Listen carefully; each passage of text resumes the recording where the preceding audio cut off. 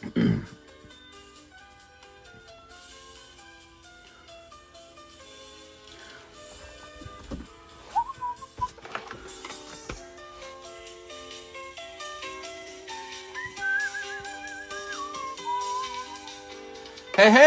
Six! How are you today, Six? You're the first one in the comment section. How are you? We are live. It's 2:20 a.m. in the morning, which means I am almost an hour late. Not a full hour, though. Hey, what's up, guys? It is an unusual time. It's July 4th. Happy 4th of July. Well, technically, it's July 5th now. I had surprise guests. My in-laws actually came over, so I spent much of the day just hanging out with them. And then Kirsten and I got a little bit of time together at night. So that is why there was no daytime stream. All right, here we go. Tonight, let's say hot Pokemon cards of your dreams. Victini, break, and more. Live card shop. Okay, we'll hit save on all that. Yeah, so my in-laws came over and hung out, and it was nice. Let's see.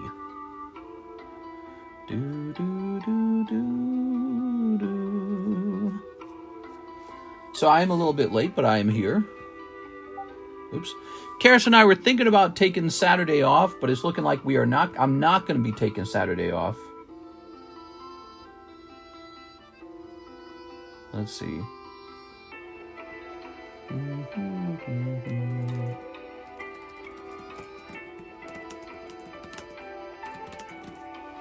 There we go.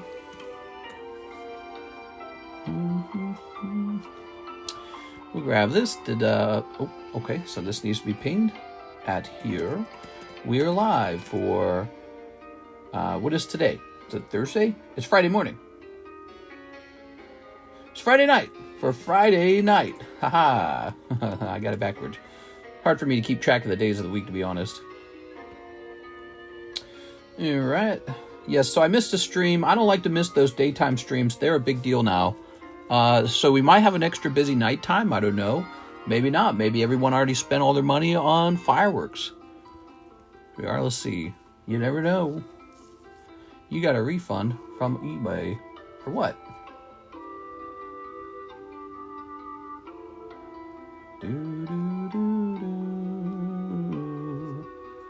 I have no clue why I got this refund. I got a $5 refund. All right.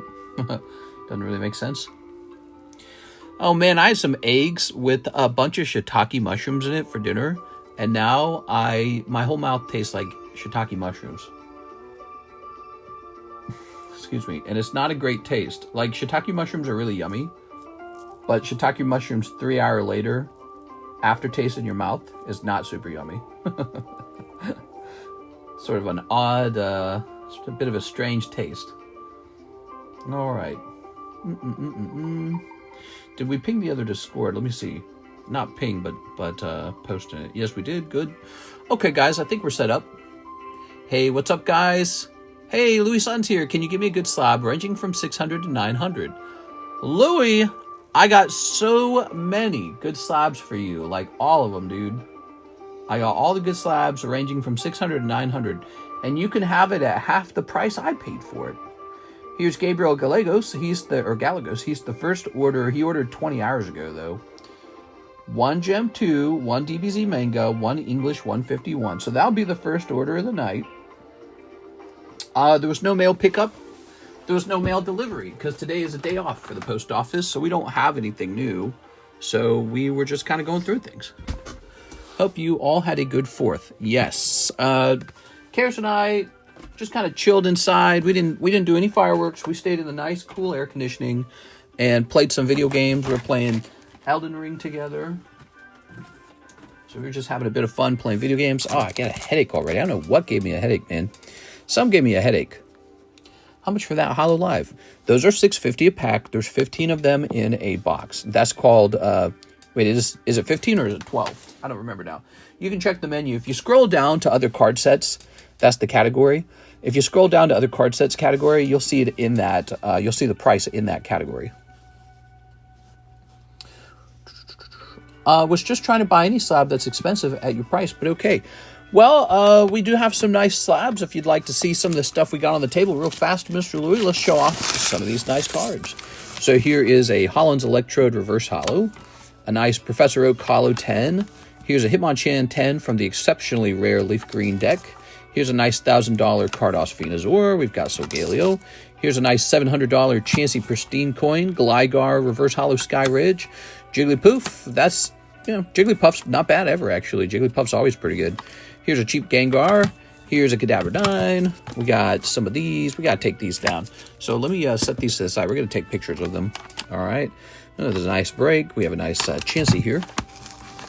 I'll show off the slabs real fast, okay? See if you see anything you like, let me know. Here's a Raichu. Here's a nice $2,000 Pikachu. Here's a nice $600 Wigglytuff. Chikorita, Ghastly, $150. Oh, that's a Ghastly from the Leaf Green set. I feel we're going to set that aside. I think it's worth more than that. This Wigglytuff, I priced at only $350, huh? That's an interesting thing. So here's Arcanine, and here's Numel from EX Deoxys. Problem is, if I remember, you really only want a couple types of Pokemon. You're not wanting any of these. You're wanting like Charizard, Gengar, Lugia, that kind of stuff. But, here is Team Rocket's Sneasel, if you're wealthy. He's got a swirl by his claw. That's good. Gligar, Zubat, Claydol, Cartman. Okay. Why did you decide to stream? Well, I always was going to stream. I wasn't going to take today off. Here we are. Yeah, the plan was definitely to stream on Friday. Here we are. There's a Gengar. I'm only asking 3,000. Here's Sandshrew. Here's another Gengar. I'm asking 4.1 on that. Here's a Jolteon break. Kuromi break. Darth Vader break. Here's a cheap Noctowl. Here's a nice Grimer. Here's a real nice Moltres. Look at that Moltres. Here's a Heavy Cruiser Rune signature. There's the Victini break. Jump in there, Mr. Louie. See if you can nab that Victini for 40 bucks. Manga D-Teach. Pikachu's moving quite far along. Here's Charizard. You can take a $40 shot at these too, by the way. So if you want to take a $40 shot at some of these cards, we've got some really interesting breaks. You know what your odds are. You know the cost. And, yep, they're all 10s. Kind of like opening booster packs, but these booster packs come with graded cards. So I don't think you normally buy into the breaks, but those are always an option. There we go. Rune ain't a bad art. Here's the Mega Mew. He's made a pretty good duration, pretty good progress. Murkrow, that's a cool one. Murkrow's not bad. That's from Sky Ridge. Here's a little Paris. He's given a Hickey. Look at that Scizor. Really good. Okay, Scizor, nice. Pop 4, by the way. Glaceon. Sonic. Nice Suicune. Marked down to 166. Tammy put it on sale. Here's a really nice one. This Magneton from Rocket Returns. Nobody wants that. That goes back in my box. Here's Beedrill. Manectric from Holland Phantoms. That's a solid one. The Manectric, Holland Phantoms, Pop 11, Reverse Hollow 10. That's real solid. Slackoth, again, very solid. Anything from EX Deoxys, hyper rare. This is Pop 3. I don't know if that's CGC or PSA. I don't know what population count that is. Here is a nice Chansey from the vending collection. She's a base set Pokemon. And for $1,000, you have these sequential Leaf Green Weedle, Kakuna, and Beedrill. All graded 10. Pop 2, Pop 2, Pop 4. Exceptionally rare for you really savvy poker card collectors. Poker card collectors who have a penchant for extremely rare low pop poker cards. There we go. Okay, there's one more pile, Mr. Louie. Let's see. Here's the last pile. So we've got Vending Mr. Mime. That's nice. Ghastly 10. This is really only 175. We got to double check that one. Here's Claydol. Okay, wow. That one's really good looking. Much more expensive Slaking. Slay! Here is a $50 Rhydon. He's been marked down to 50. Skyridge Omastar, $3.95. Pokemon Red Squirtle. Here are some more of these lovely commission slabs. I'll set these to the side. Okay, here's an Ogerpon. A nice expensive Ditto, and a nice expensive Quest sticker Bulbasaur. So there you go. What do you think of those? Any interest in any of those, Mr. Louie? All right. We'll set this over here. Pokemon cards. This was last price updated on 6/25. Let's go take another look. That's a bit loud, isn't it? All right, what's my cell phone? I use my cell phone for the pricing. Ah, there it is. All right.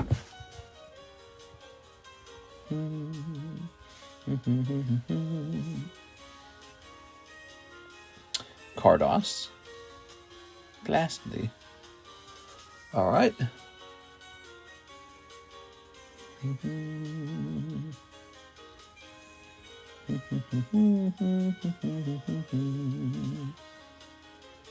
Yeah, he's 175. That's cheap to me.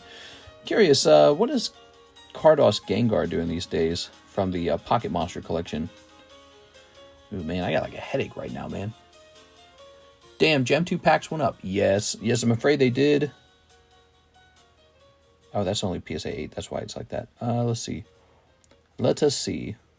Ramen. Let's see. Wow. Carddass Gengar, there's just one for sale, and they want $3,000 for it now. What is going on in the hobby, dude? That's nuts. That's crazy. Scooby-Dooby-Doo. Do-do-do. Do-do-do-do-do-do. Look at this Charizard. Carddass Fending Charizard. My 4th got ruined by male Karen. I'm so sorry to hear that, dude. Tell us about it. Give us a story.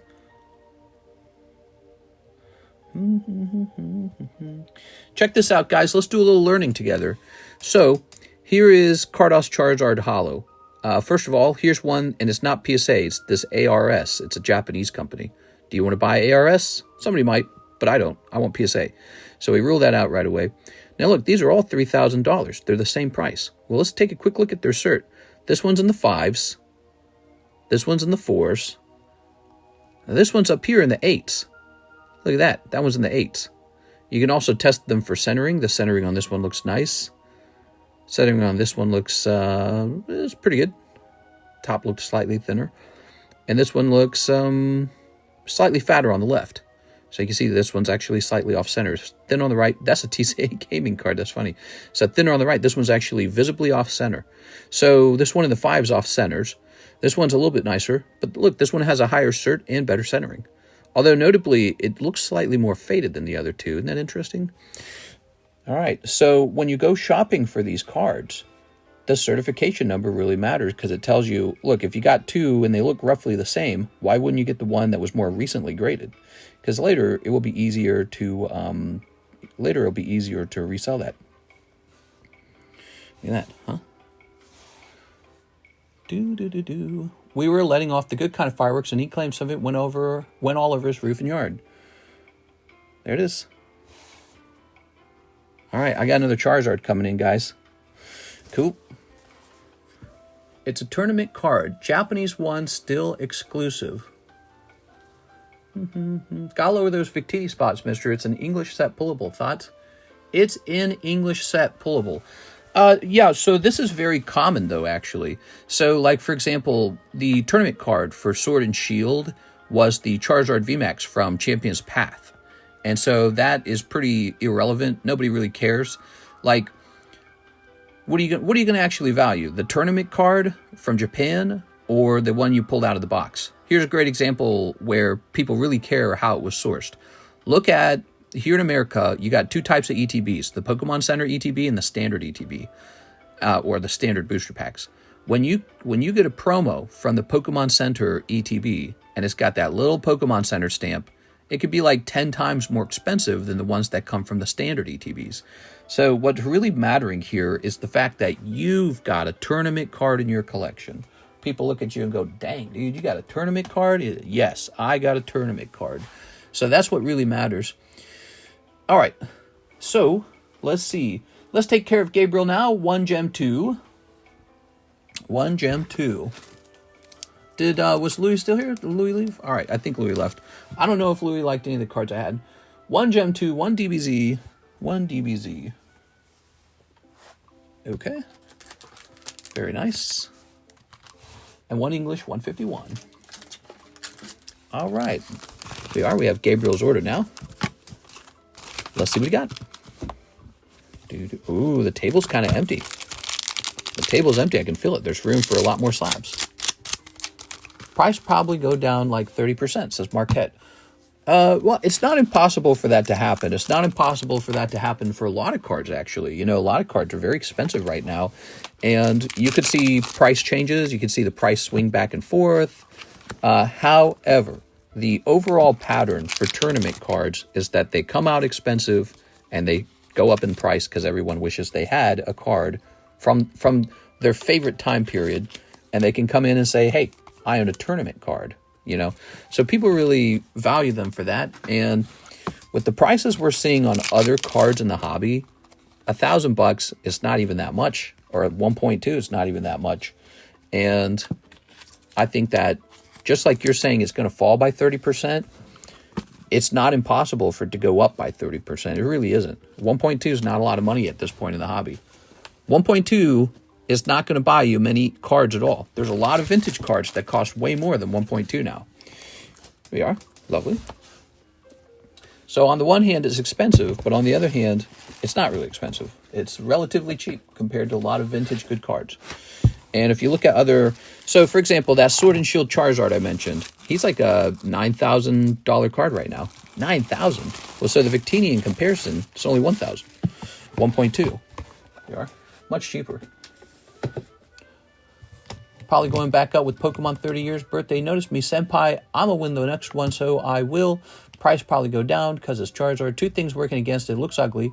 I like it, actually. To most folks, and it's Victini, honestly prefer the SAR from the tournament. That's fair. But on the other hand, I think the chrome card, or these monochrome cards, are a classic style that we actually saw in the black and white period. Right?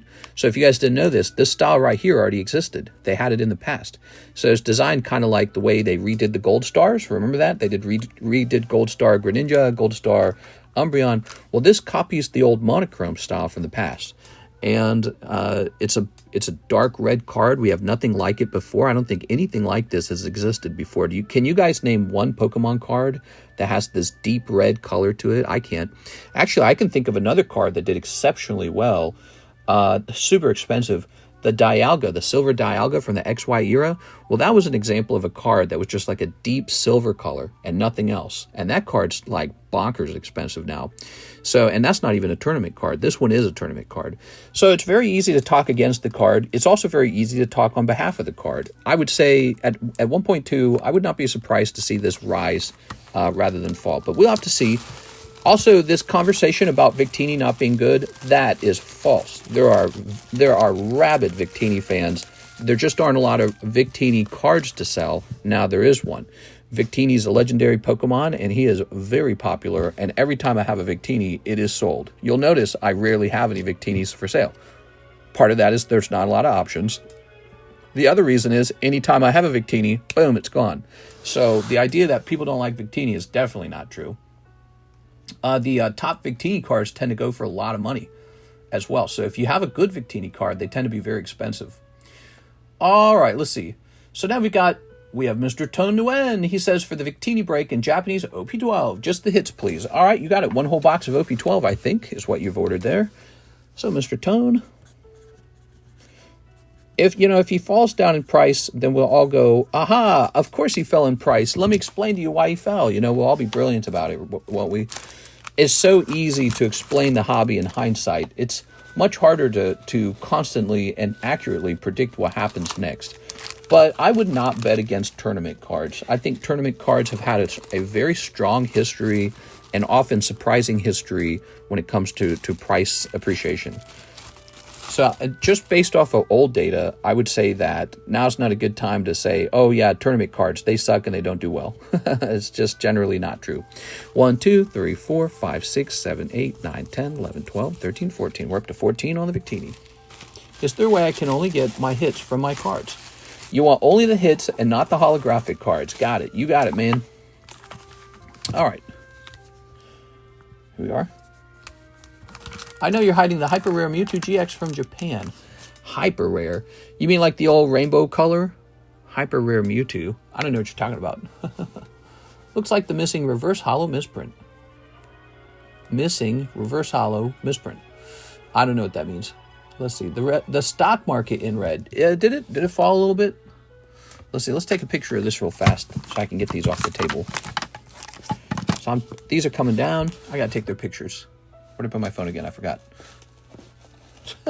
Oh, here it is. All right, I'll take these down. One moment. Then we're gonna get his OP12.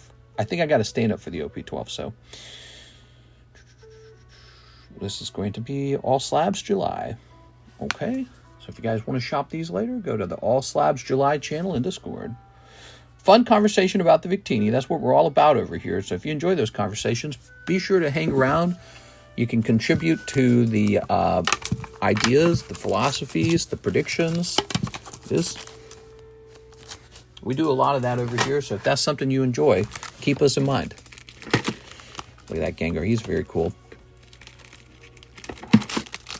It's like the missing Pokeball misprint. The foil go flat, single color. Oh, I see. I see what you're saying. No, I mean, but he's actually textured, right? Like, let's get a zoom in. That's texturing. Pretty neat. All right. Very nice. You got to hold them in your hand. You'll see it. SMP 364 Mewtwo. I have no clue. Okay, I'm looking around. I don't see any OP12s. Why do I gotta have a headache right now? I gotta have a headache. What if I ate something that gave me a headache? What is those mushrooms? Do mushrooms give you a headache?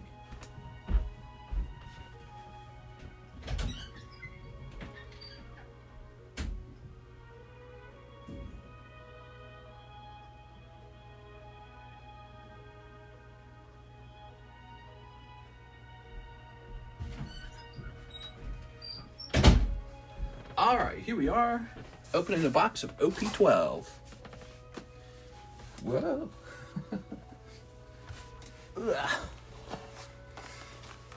Very nice. Placing that there. Setting this here. Setting this here. Okay. Ooh. How many spots left on the Victini? There's will be 19 spots, just like the guy said. There we go. Someone buy like 5. People have bought like 3 spots before.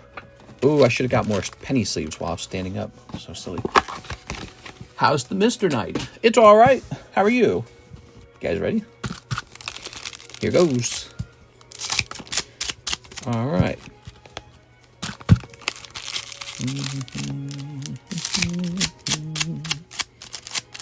Snipping all these. Snipping all these. All right. Snipping these as well. So this is for our friend Tone. How you doing, Tone? All right. Snipping these. So I got to see my mother-in-law today. She has really, really severe anxiety right now, general anxiety. She had been taking anxiety medication for a pretty long time, 25 years. And the doctors finally swapped up her medications. And so now she has extremely bad anxiety. Because I guess her brain was pretty used to the old medications.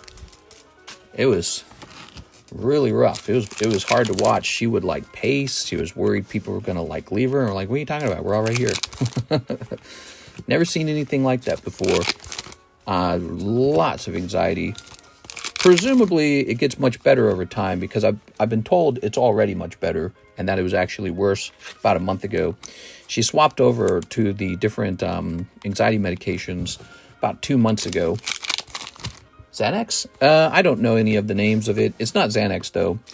But the doctor basically said that she should have checked in sooner and changed the medication sooner. She'd been on, like, the wrong dosage, and she had been taking the wrong kind for a long time, and that as you get older, you're supposed to change over to new ones.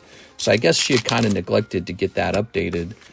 So the doctors... Oh, what do we got? We got an SP. No, an SR. Here we are.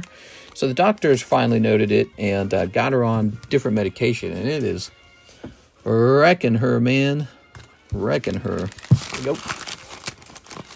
All right, time to move her in since she's going crazy now.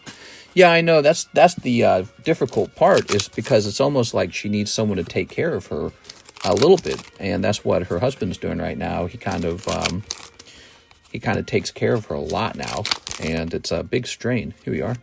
But yeah, it was kind of a high pressure feeling. It is. There was nothing you could do to console her or calm her. She was just worried everything was going to go wrong. And oh, look at this. She's going through a real hard time too right now. I feel bad for her. She has a pet horse that she's owned for like also 25 years. She has a pet horse. And the horse has always been kind of a sore subject in the family because it costs so much to take care of it. And the horse is now very old and she can't afford to take care of it. The horse is like super old now. Not just that, because of her condition, the high anxiety, the person who runs the horse ranch has said she would be too big of a liability to take her old horse out and go on like a horse trail. So she's not allowed to do it anymore. And she has to swap over to a different horse ranch now. And so, yeah, man, life sucks. Life gets hard, man. We are. So she's going through all that all at the same time. It was like a whole lifestyle for her. There we go. Roast horse meat. Yeah. She even said that when she was over. She's like, they're going to turn my horse into dog food. And you could tell she was like struggling with it pretty badly. We are. Give her to a sanctuary. There we go. Well, Trump's big, beautiful bill ain't going to help her.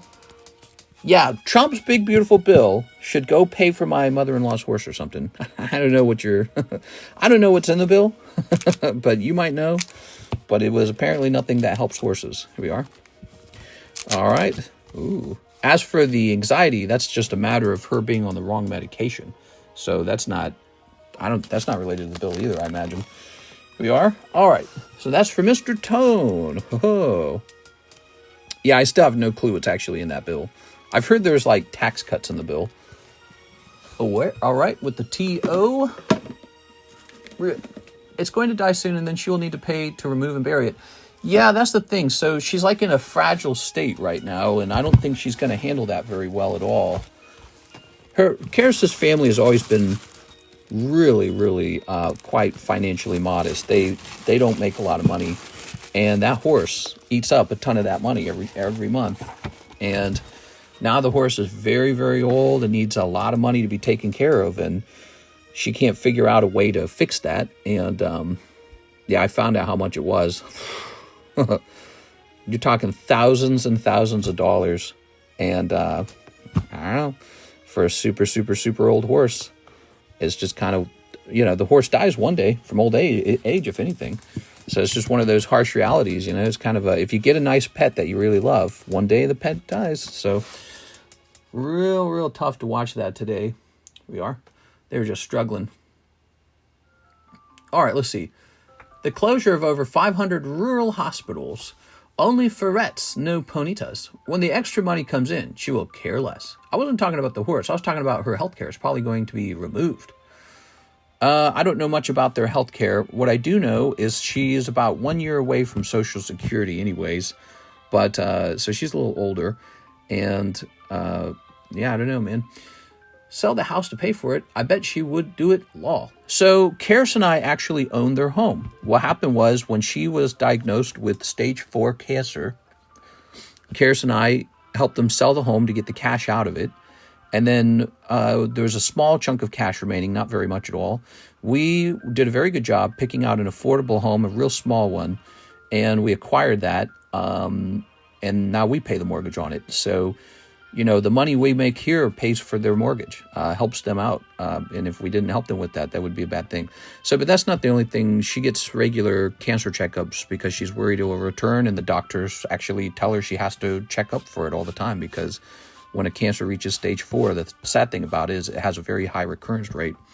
So she gets some checkups on that, and we help with that. We help with the mortgage. We help with just general things. Now it's looking like she's probably going to end up acquiring our little red car that we were supposed to sell for like $8,000, but we think we could sell it for $6,000, but she might end up just getting it because their car has 327,000 miles on it. So Karis was talking to me about that today. Just how it is. The veterinarian system loves to take advantage any way they can. Veterinarian system, charge them rent. So from what I understand, Karis collects a little bit of rent from her parents. Here's what she's doing with the rent, though. Karis puts it into a savings account with the interest, so she invests it. And then when they need medical, we're going to give them that money for the medical. So, yeah, we're clever. We try to keep... They don't have control of the house, and they don't know it, but they're saving a little bit of money, so they don't know that. So, all right. 327,000 is a good life. Yeah, yeah. 327,000 miles on it, and so she needs a new car. Oh, what is this little spider? We got a little spider over here. What kind of spider is that? All right, blew it away. All right. I hate that for them. It's not an easy thing to do either way. Yeah, I think she's suffering a lot mentally with the idea of losing her horse. That's like all she's ever talked in the entire 12 years I've known them. The only thing she's ever talked about is her horse. She talks about it every single time. And her horse is passing away, and she lost her job, too, after the medication thing began, after the brain problems began. So she lost her job. She's losing her horse. She can't hang out with her friends who have horses. She can't go outside on trail rides anymore. So, yeah, it's a pretty rough time for her, I guess. Let's go over here. Dylan Chan, he says, 5 DVZ manga boosters and 2 custom vintage packs. Custom vintage packs. Those are sold out, aren't they? Yes, they are. Did I not take them off the menu? I took them off the menu. Let me take a quick look. Maybe they stayed on somehow. Custom boosters. So they're off the menu. I think you sent in probably like $70 for that. How much did you send in for that? Let me take a quick look. So 5 DBZ manga boosters. That's 5 times 5.5, right? So let's just do the math on that. Remember, the manga boosters are $5.50 a piece, so that's 27.5 minus 80. So you have 52.5 remaining. Here you go, Mr. Dylan. Sorry, Dylan, we didn't have that product anymore. It was off the menu. It was a popular product, though, wasn't it? I had to put down the family dog last year, and that hurt a lot. Yeah, exactly. So it's kind of like that, but, you know, I think you develop a really close relationship if you've got, like, a horse. And, you know, that was everything to her. That's all she ever did. Again, that's all she talked about. She never talks about anything else. So, she's a real animal lover. We are 1, 2, 3, 4, 5. All right. She wants to work at, like, the zoo or something like that, but hard to get hired. Hard to get hired for those kind of jobs. Those are super competitive jobs. Everyone wants to work with animals. All right. I had to do the same with my older cat. I wanted to sell it, but my mom made me give it to my uncle and his wife. They just need to move in with you and be roommates with them. You can pay for everything, and they wouldn't know it. Yeah, I'd probably want to blow my head off first. Guys never want that. Sometimes the girls want that, but I don't even think Karis wants that. Look at that. Ah, left a thumbprint on that. All right, we're going to pay attention to that. So that was a common card, though, so that's okay, but we're going to keep that in mind. Thumbprints. These are glossy cards. All right. Ready? So, here we are. Pack number 2. You guys deciding on moving to Texas? Yeah, so we're still choosing. There's a number of places that really pop up for us. Jacksonville, Florida. Myrtle Beach, South Carolina for the ocean. Tennessee, maybe Chattanooga. Houston, Dallas, Texas. And then Reno, Nevada and Las Vegas, Nevada. And then actually one more place, Wenatchee, Washington. Those are the main places. We just don't know exactly where we want to be. We're not close to moving. We've got to earn more money, and we need to sell our houses. There we go. Guys only care about Pokemon. Guys only want one thing, and it's disgusting. Pokemon cards. Junk packs? Not yet. I'm sorry. I am sorry. I've not worked on those. There's a lot of things I actually have to catch up on. All right. Moses Lake, Washington. So Washington does have some bodies of water where you can try to buy a lake house. And the problem is that water is generally a bit colder than if you're closer to the equator. So if you go down south to a place, let's say like Texas, yeah, lake house in Texas. Well, Texas gets really hot, right? And that's generally considered a bad thing. Well, not if you're in a lake house. The hot weather keeps the lake warm, keeps it usable. So you get to use the lake for more months of the year. Not a bad thing to have, a lake house in a place like Texas. All right, Dylan Chan. Here you go, Dylan. Thank you, man.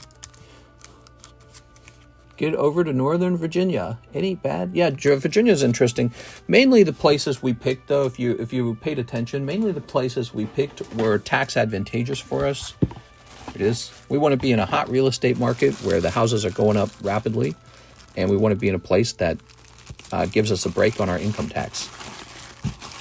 Here we are. All right. Because that's a nice thing to not have to pay the government more money. It is. All right. So, Dylan, you got $52. Huge drought in Texas. All the lakes dry up.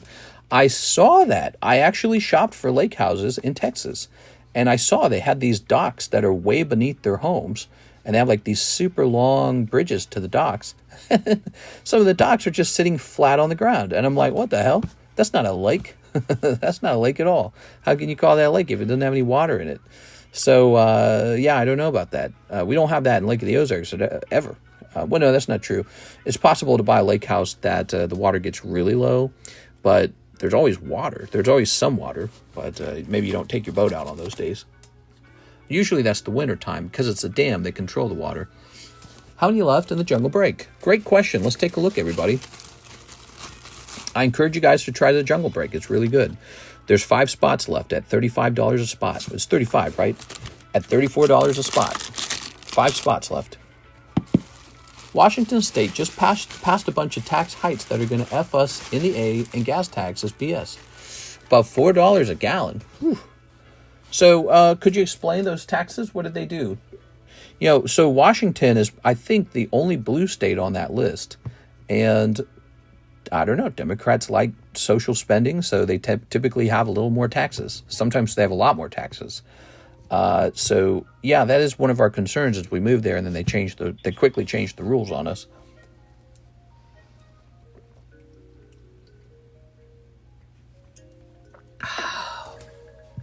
All right.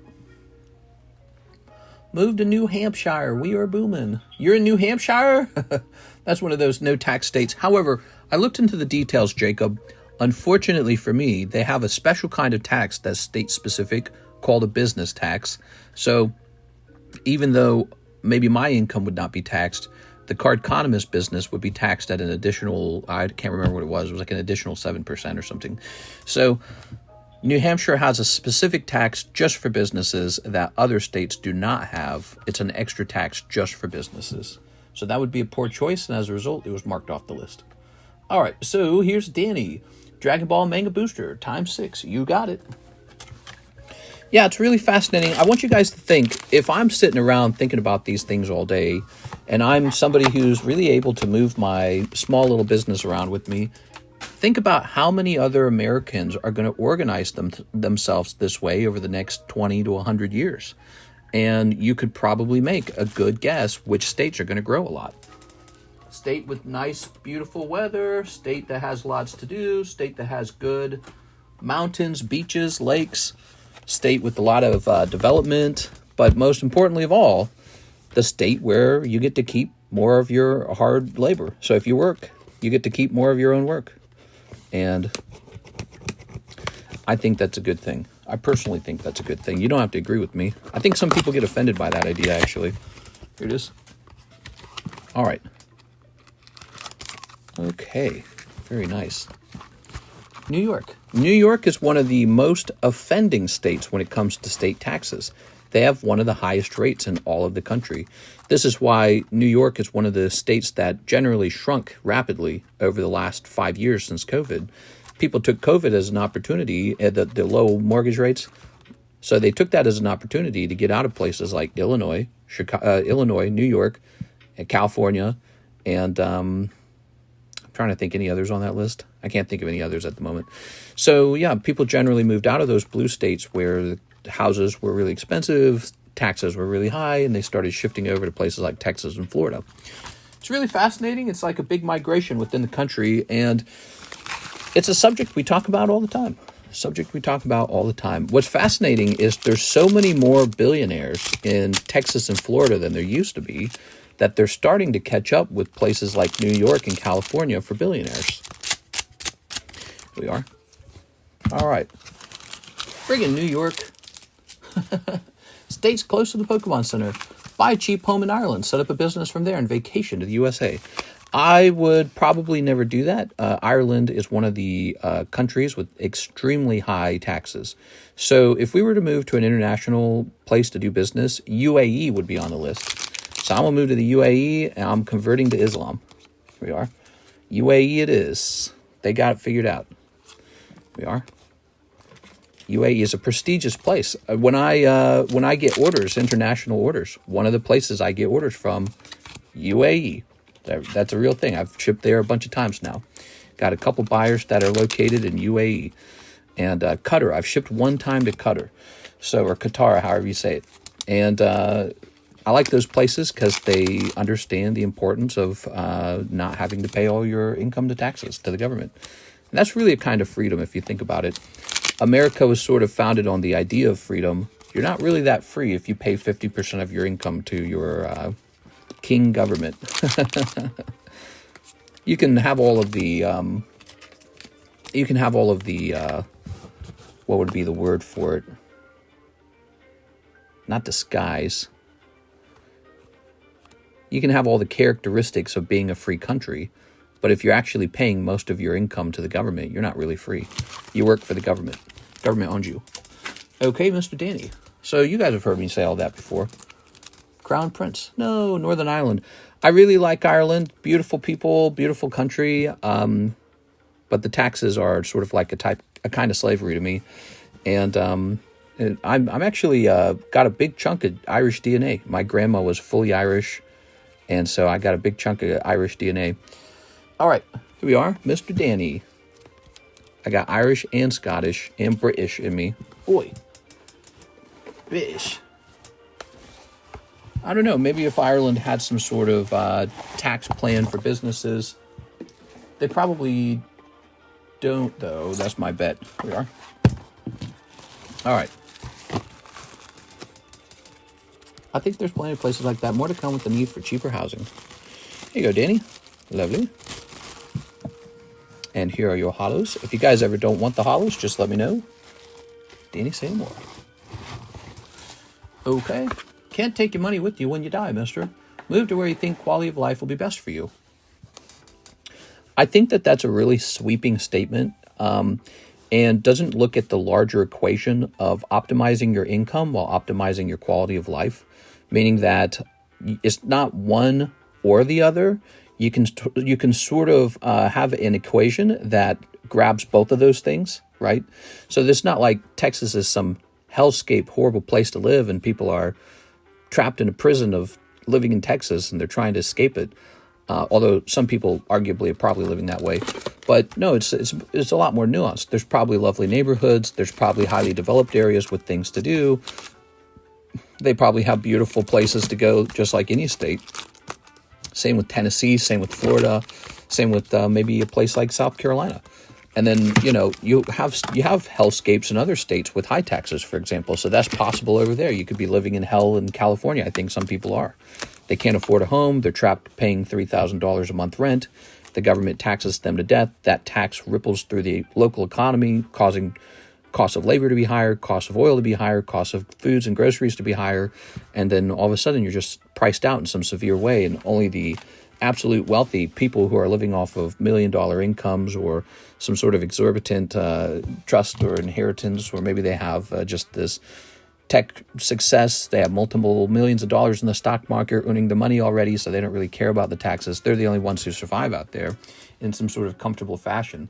So if you want to be able to reach that status, though, you're not going to be able to reach that status if the government's scraping through your wallet the entire time you're trying to develop wealth.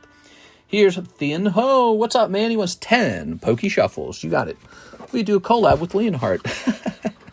Would I do a collab with Leonhardt? If Leonhardt wanted to, I wouldn't push him for a collab if he didn't want one. That's funny. In Muslim countries, interest on loans are haram. There are some organizations in the U.S. that follow these values. 1, 2, 3. That's interesting. 1, 2, 3, 4, 5, 6, 7, 8, 9, 10. I think that you have to have interest on loans because the interest is what sort of measures the time value of money. So, for example, $10,000 today is much more valuable than $10,000 a year from now. So that's why if you loan out $10,000 today, you have to ask for a payment for loaning that money out immediately. Do you see? Because you could be buying something yourself with that money. You could go buy gold before it goes up in price. You could go buy lumber or oil before that goes up in price. You could go buy Pokemon cards before they go up in price. So $10,000 today is much more valuable than $10,000 1 year from now. As a result, the banks charge you a certain fee for borrowing that money. They use interest, which is a percentage of the value of the money, in order to dictate that measurement. Sometimes interest rates are higher because they believe that's the type of market we're in. Sometimes interest rates are higher just because those banks can't acquire money to loan out to anyone, which is kind of the environment we're in now. All right, here's Mr. Thien Ho, Poker Victory Bell. Here's, oh man, you're hitting 2 10s? That's good, man. So that's not the only time that religion has leaned in and had a conversation about money loans. Religions sometimes pop in and say, oh, you definitely cannot loan money. It's super evil to loan money. Loaning money is not a lot different from selling a product for a profit. So if a religion came in and told you you cannot sell a product for a profit, how would anyone make any money? How would anyone make a living if they couldn't sell you a product? The product you're buying from the bank is money that you don't have being given to you early before you've really earned it. That's the product you're buying. And so there's a fee for that product, and it's 15% of the amount being borrowed. Here's the Victory Bell. So, yeah, religions talk about that kind of stuff. Actually, you know, fractional reserve banking and bank loans are a principal foundation of the success of advanced countries. So if you really do have a country that won't make loans, that country will definitely remain poor, because bank loans allow companies to get started sooner than, like, if you had to wait 20 years for somebody to build up the cash to make that company. And so those bank loans are basically bets on the future, and they're very important bets. It's the efficient allocation of capital.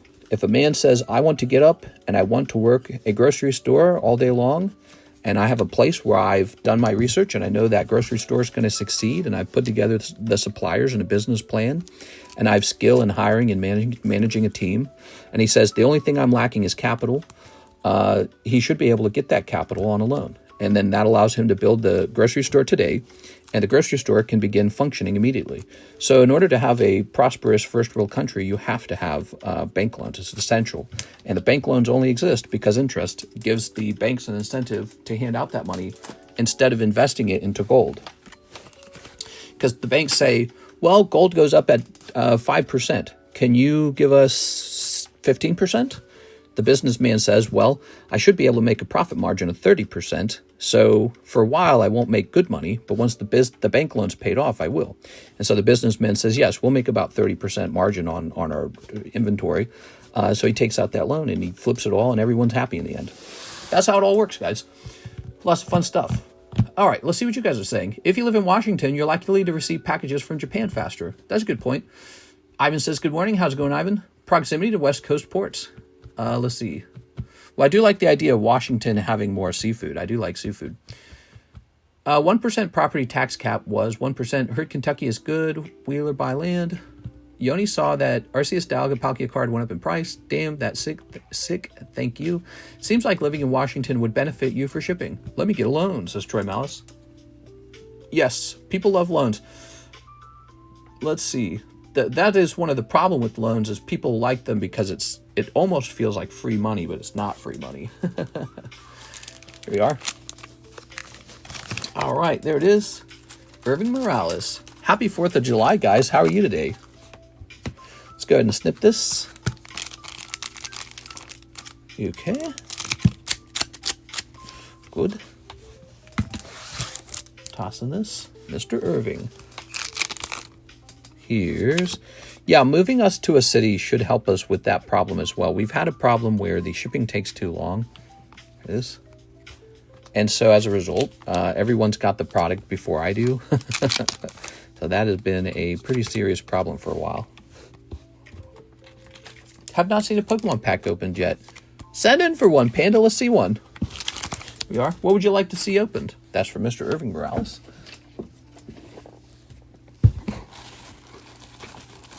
I was kind of droning on about the importance of the time value of money and interest rates. We are. And how they sort of drive the economy and make business growth and expansion possible. Yes. What would you guys like to talk about? Talk about anything. We are. The Jolteon is a slab break. He is a slab break. That's right. Good.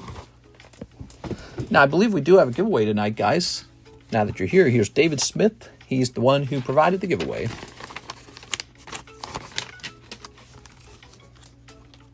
Oh.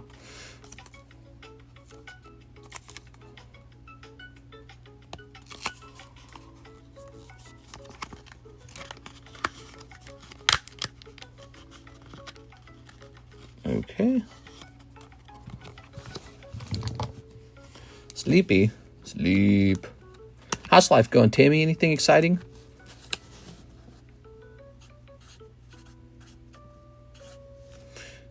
Okay, David will be the keyword for the giveaway.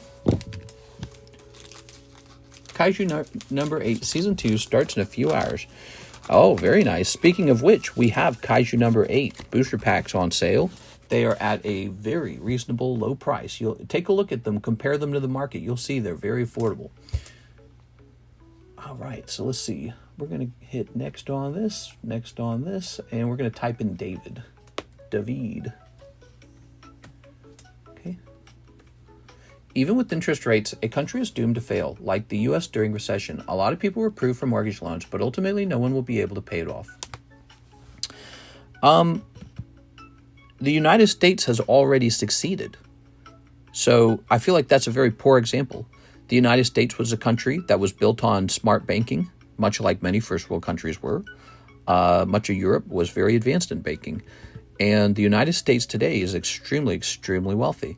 If you look at the economy during the recession, it's like a small blip. It's actually, compared to what it is now, it goes blip like that, and then it goes, whoosh, just skyrockets up. And so it was a setback, and it was really traumatic for a lot of people, and they learned a lot about mortgages, and their parents lost their jobs, and it was a tough time. And now that's all in the past now, and the country's doing very well now. We are. And there's more regulations on mortgages than there were in the past. Ooh, this Houndour looks nice, dude. Ooh, that's kind of bent, huh? I think almost every country has loans with interest rates. It would be very rare for a country to not have that because it's such a standard thing. Again, money has time value, meaning that $10,000 today is worth a whole lot more than $10,000 1 year from now. And so that's why interest rates are not some sort of creepy sin. They're just a measure of the future value of money. You have to have it, or else no one will make a loan. And if no one makes a loan, then you will never be able to expand businesses. It's really, really necessary. Okay, so let's just see. Oh, it's a red label price, huh? Should I just go on a buying spree and buy everything? I feel like buying everything. Pokemon cards are crazy. Panda says, I'm living paycheck to paycheck. I hear you, man. I did that for most of my life, by the way. Did you know that, Panda? I lived paycheck to paycheck till I was... Karis and I had like $200 left just as we were in our senior year graduating. $200 left, and there was nothing replenishing that money because we were in school. And then I got a job on that senior year and just barely survived. We barely survived. That was it. We were down to our last 200, and then we would be fully broke. Not a dollar left. Yep. It was kind of scary, and we were discussing one of us potentially having to drop out in an emergency to work any kind of job at all. All right. Cool. Mary says, you're crazy. I don't think living paycheck to paycheck is considered winning. The vast majority of Americans are living... there's a layer of Americans that are struggling. There's a layer of Americans that are struggling so bad that they receive generous social support here in America. We have all kinds of programs. And then there's people in our middle class who are doing quite well. People like who I just saw today, partying and having fun for 4th of July. You know, people who make $70,000 a year, maybe they own a lawn care business. Maybe they have a simple job as like an accountant. Maybe there's high-paying people who are making very good money, like lawyers, doctors, people in healthcare, people in tech. A lot of great-paying jobs, too, in America. So you can't say that America's not doing well because somebody within America is not doing well. You have to look at the overall financial economy of the country and compare that to countries that refuse to do interest-backed loans. Here we are. All right. I would bet that countries not doing interest-backed loans are probably barely livable. I can't even imagine it. It's 2025. I can't imagine a country not having interest-backed loans. Here it is. I mean, you're talking about a religious principle that was made up in a very, very, very old time, and you know it doesn't suit our financial understanding of the world today. It is Houndour. Ooh, he will actually stay 335. I really like him. Interest rates are there to caution frivolous spending as well as stimulate the economy. Here we are. Yeah, it definitely stimulates the economy to be able to loan and borrow money. And no one would loan their money out if it meant they weren't going to get paid back to loan it out. They would prefer to just go buy gold or something like that with it. They'd say, well, gold goes up in price over time, or a house goes up in price over time. I'm not going to make you a loan. I'm going to go buy stuff for myself. Here we are. All right. So you would never get a loan, and no businesses would be able to naturally expand without the ability to make loans. Very important. Don't come to Canada. We pay 15% on products, and then every 2 weeks they remove around $550 of taxes on my salary. Very annoying. Yeah, that's a lot of money. You said every 2 weeks, so that's like $1,100 a month. So that's like $12,120 or something like that. So you lose $12,000 a year that you could have kept and invested into the stock market year over year. So, you know, in 10 years, that's what, like 150,000, maybe 160, depending on how the market performs. That's a lot of money. The government takes that from you and they give it to themselves first. They always take a cut. That's what the government does. That's the first step. The government always takes a cut.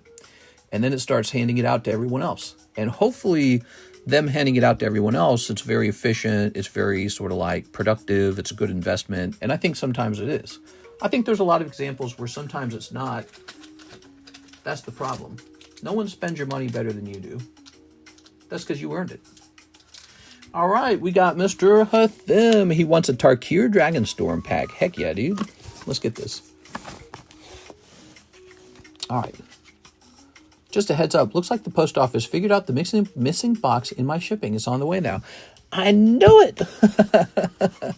Man, I don't like the post office. I don't like them recently.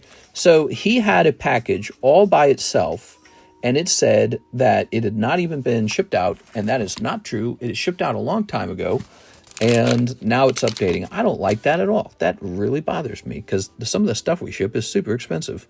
Here's Zombie Druid. Inevitable Defeat. That looks like a guy right out of Elden Ring. Scavenger Regent. Ooh. Oops. We got Corey, Steel Cutter. Elsha, Threefold Master. Ooh, that's a mythic rare. Here's Mistry's Village. We've got Plains. All right. Armament Dragon. He's the dragon with the armaments. Sagu Wildling, Host of the Hereafter, Breaching Dragonstorm. Ambermouth Sentinel. Okay. Friggin' USPS, those dopes. There's a lot of money, but at least you get something for it. I moved from the States because they taxed me a lot and didn't give me anything for it. Well, if you're living in Texas, they don't tax you a lot at all. So you must be talking about one of the high tax states. We are. Very nice. Missouri is a flat 5% tax rate. There we go. Okay, let's go ahead and sleeve this. Here's Elsha. You must have been living in one of the high-tax states. There's a couple of them. And a lot of people live... Oh, we're out of penny sleeves. Let's go get more penny sleeves. All right. I'll be right back, guys. Getting those penny sleeves.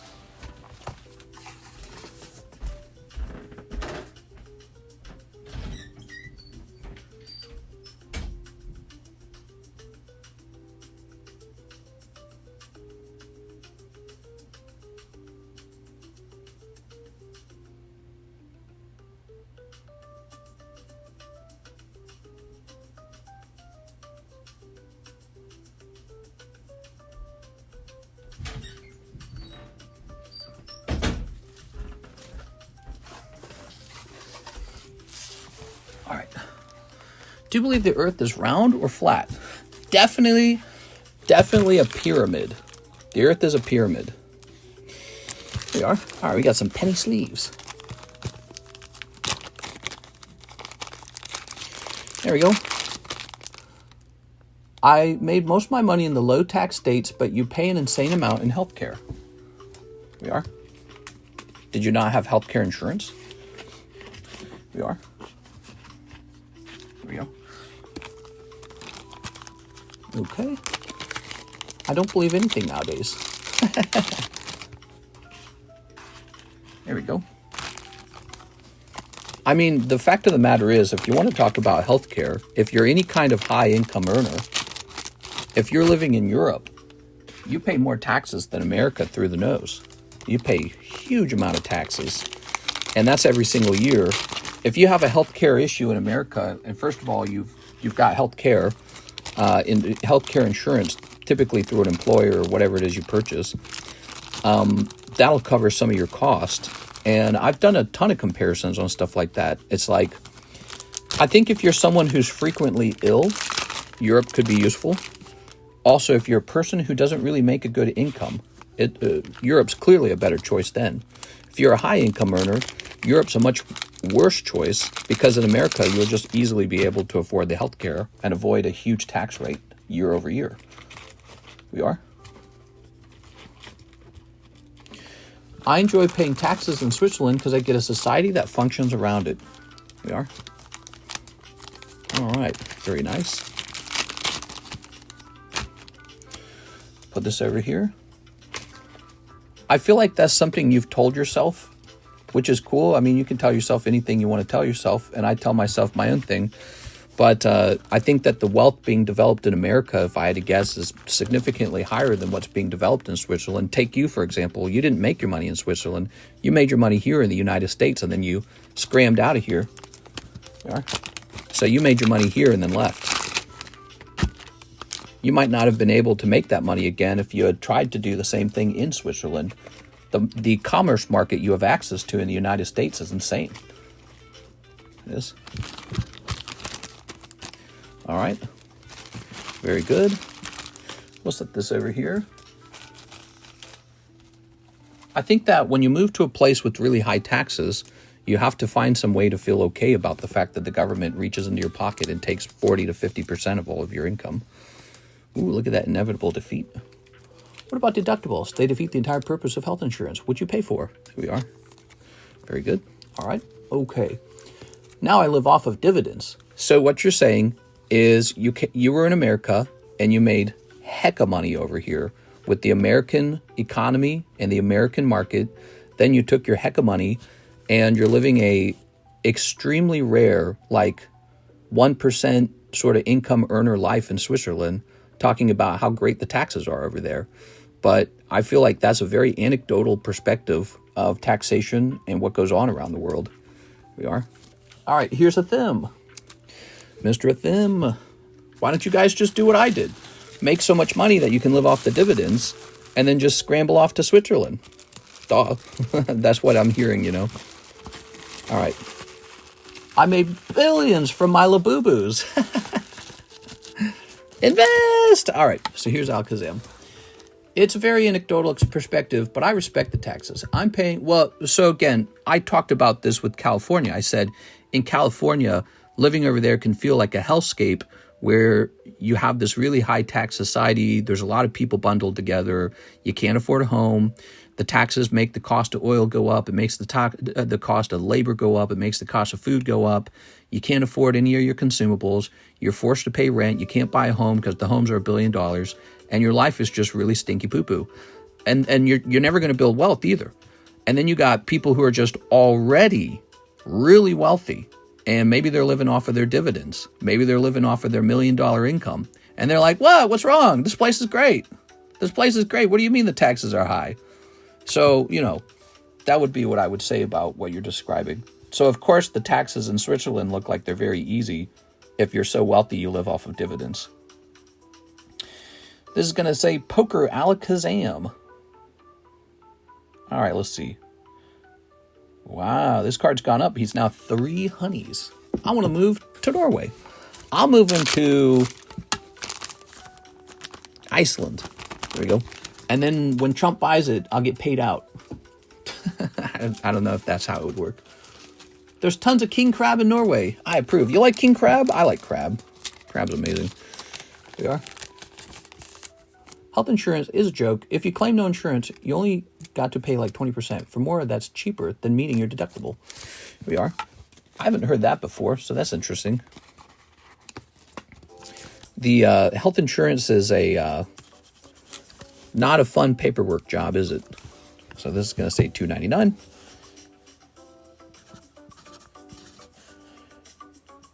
Okay. It is a very anecdotal. I read that. So what are the highlights of Trump's big bill? Is it good or bad thing in your opinion? I honestly have not really looked into it. I've not looked into that.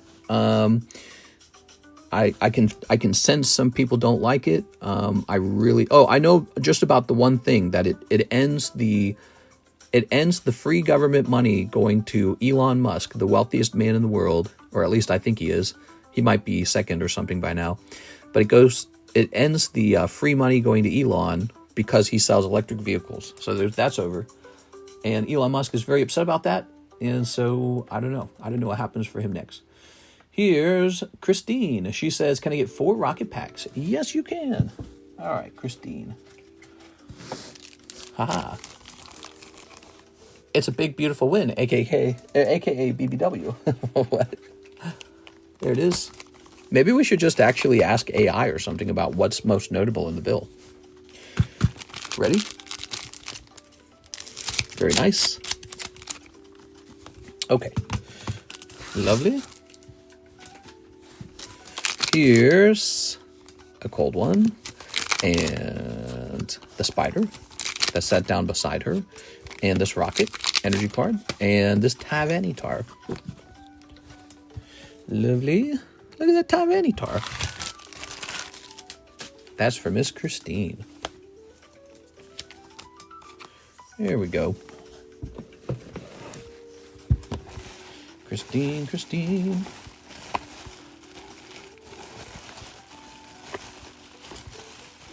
Let's see. I think your bag's up here. Happy 4th of July, guys. I hope you guys had fun today. New bag, perhaps? New bag? New bag it is. Felt like you had a bag. All right. We have been pricing up fancier cards, by the way. Like this Alakazam.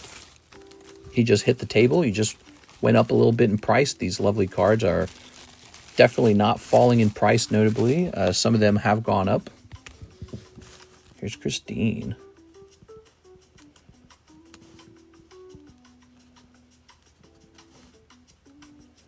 There it goes. Friggin' crabs. For some reason, I dislike lobster. You know, it's weird. I think lobster's not that good either. I think crab wins it by a lot. I had lobster a whole bunch the last 2 years. There's a local grocery store that sells these big bags of lobster claws for like $40 for the bag. It's a ton of lobster, and it's awesome. You can just heat them up in the oven with a little bit of steam, or you can steam them in a pot and then crack them open and have lots of lobster. And the lobster claws are great. A lot of yummy, juicy meat in the lobster claws. But over time, I just really appreciated crab. I was like, crab is definitely tastier than this.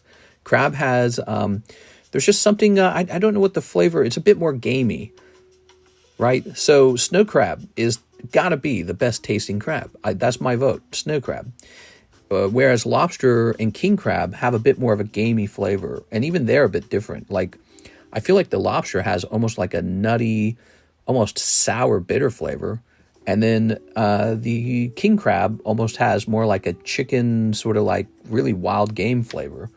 You take a bite of it and it's like you've bitten into a chunk of steak or something. Lobster, crab, all that is nasty. What are you talking about? What are you talking about, Troy Malice? Who are you talking about?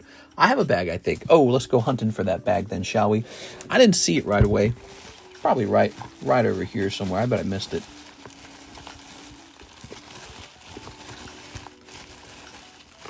Christian Gomez, Chris Clinkscales. Here's not you. Okay, so but let's try this. You know, one thing we could do, we could definitely do repos today, but I don't know. I'm not feeling like doing repos. Oh, you're in the yellow box. I wouldn't have expected that. Okay, we got you. There we go. Let's see. Wait. Now, where did I put the little bag?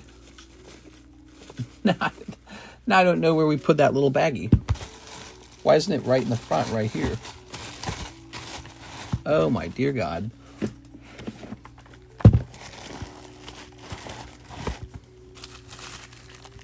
Am I going nuts? I'm going nuts. If I didn't put it there, where'd I put it? I must have put it in here, right? Well, then why is it in the front? Oh my gosh, that's the problem with really thin bags. They disappear. I just had your bag.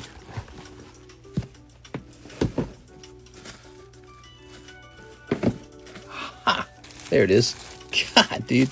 Small bags are so difficult. There we go. All right. Good. They hide amongst the other bags, I swear. They're like pheasants. Okay. Okay. Lobster was considered a poor man's food, right? They punished you. They said, ha! You're a prisoner and we're going to make you eat the lobster. No, not the lobster! Now you go to Red Lobster and pay $40 for one lobster. And you get to pick it out. Which lobster would you like us to murder? Drain the life out of this one's eyes. Fire red. So here's that fire red leaf green set. See that? Just like the poker cards. Primate fire red. I can't find one for sale.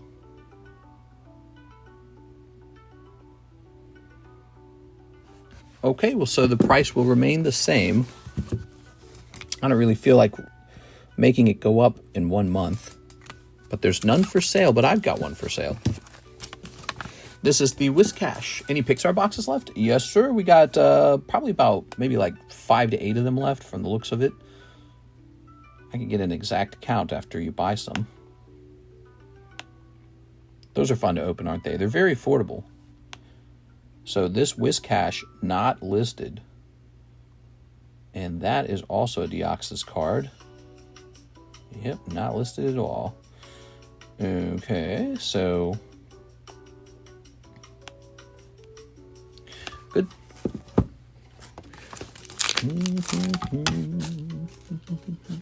My mommy eats it like that too. My pop eats it well done. Rare steaks from all the way. He eats well done steaks? Oh my gosh. Why not just have ground beef at that point? Why would you have your steak cooked well done? You can't do that to steak. That's a sin. Sinners!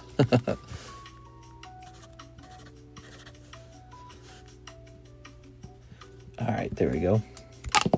Oh my gosh. I can't put my pen away. I'm cursed. There we go. He's going up slightly. I like the Whiskash a lot, and I think that the Deoxys cards are becoming extremely desirable. All right, guys. Lost 130 on poker. No!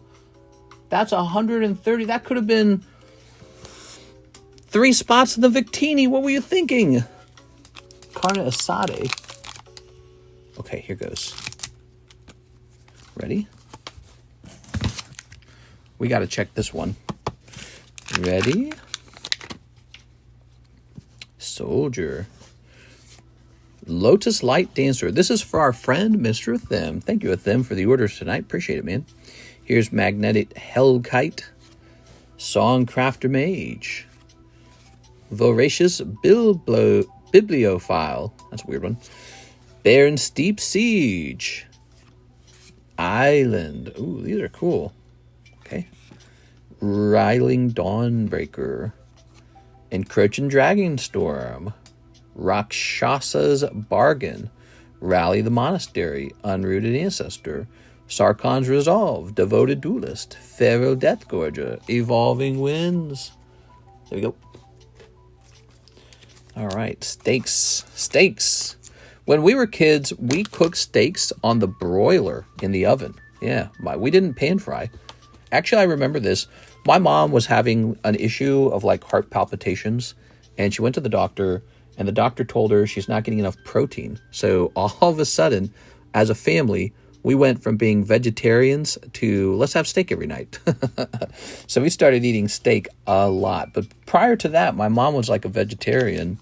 And a common meal for us, besides something like spaghetti with just the red sauce, a common meal for us would be tomato sandwiches. God, they were so lame, dude. I talk about the horrors of tomato sandwiches from time to time. My dad didn't do any of that stuff. He'd come in, he'd get like a big can of Spam. He loved Spam. And he'd fry up some Spam and cheese. Sometimes he'd have a whole block of cheese like this thick, and he'd just take a big bite out of it. He's like, cheese. And but my mom, she was like a vegetarian, and we were forced to do that as children. So we didn't really get to eat too many good things early. And then she got that, recommendation to eat meat from the doctor. So all of a sudden we had steaks. And she liked to cook it a certain way, real heavy seasonings, like a little bit of soy sauce, lots of garlic, salt and pepper. And, and so that would like marinate. And then she would put it on a pan with aluminum foil and broil it. And you'd flip it after I think it was like 6 minutes or something. You'd broil both sides. No oil. No oil was used, just the seasonings, however we felt like seasoning it that night. And so you'd broil it. Nobody broils. I don't know anyone who broils steaks. I don't broil steaks. Actually, I tried baking steaks. It was terrible. By the way, don't try it. It's not a good way to cook them. But she would broil them. And so they'd have a nice crispy layer to them from the broiler. And the center would be like definitely red, pink, raw. It was really good. Here's a thing. It was almost undercooked in the center. And then we had this really, really good steak sauce. Let me tell you about it because you've probably never made it before. So my father, his mother was fully Filipino. She's from the Philippines. She's an immigrant. And she married my grandfather, who was in the Navy. And he brought her over here. And a very popular dip in the Philippines is actually a Kraft salad dressing. It's that red salad dressing. What is that called? Does anyone remember? It's a tangy, vinegary, red dipping sauce. I don't remember the name of it. What is the name of it? If anyone here remembers the name of it, here we are. I never remember the name. I always forget the name. We broiled steaks when I was a kid. There you go. So we weren't the only ones who did it. Yeah, it's like it's an interesting way to cook it. Kraft salad dressing. It's red. Let's see. It's called Catalina dressing. Bright red orange. Flavors sweet and tangy with the tomato vinegar base. Yes, Catalina. So you would take a portion of Catalina and you take a portion of ranch dressing. You can try this at home, guys. Try it out. You'll be really... Maybe I'll make some right here and show you on the table. But it's Catalina and ranch. You mix those, and it's kind of a pink salad dressing at that point. Then there's one more ingredient. You take fresh ginger, and you grate the ginger until you have a really big chunk of that, and you stir that in. And it's just this insanely tangy dipping sauce. So you take a nice, salty, beefy chunk of steak, medium rare, broiled with crispy layer, and you dip that in the sauce. It was shockingly good. So, and we'd make a big bowl of that salad dressing and pour it into a container, and that would be used all the time for all kinds of things. Very popular. Here we are. All right, so it'd be ranch, Catalina, and a lot of ginger. It was like a type of ginger salad dressing. Very, very good. Okay, so we'd use that in salads, steaks. We'd use it as a dipping sauce. We always loved it. Hunter tipped in 3 Pixar boxes. You got it, man. We got 3 Pixar boxes coming up, guys. Good.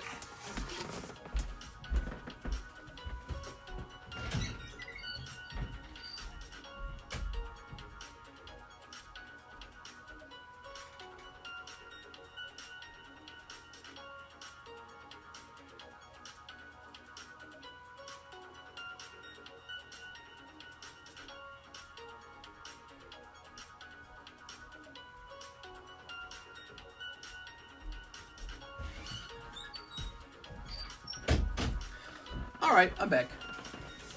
Yeah. Lovely. There we go. Now give me a moment as I update eBay. We got 3 boxes left. Let's see.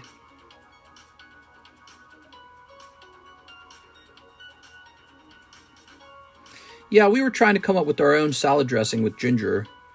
And because my dad had a Filipino mother, they always had that salad dressing, the Catalina sauce.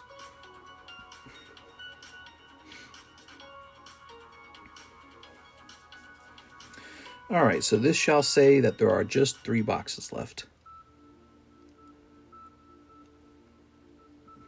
Good. And we'll revise it. All right. Good. Lovely. 3 boxes of Pixar remain after these 3 boxes. We also have a couple loose packs, I think. And then after that, we're sold out. Hope you had fun opening these. Okay, let's zoom in. Oops. Good. Did you see Victini's coming to English? Yeah, somebody mentioned that at the beginning. And he said, as a result, the price on the tournament one will fall. And I said, I really don't think so, because that's exactly what they did with the last tournament card. There was a tournament version, and then there was an English version.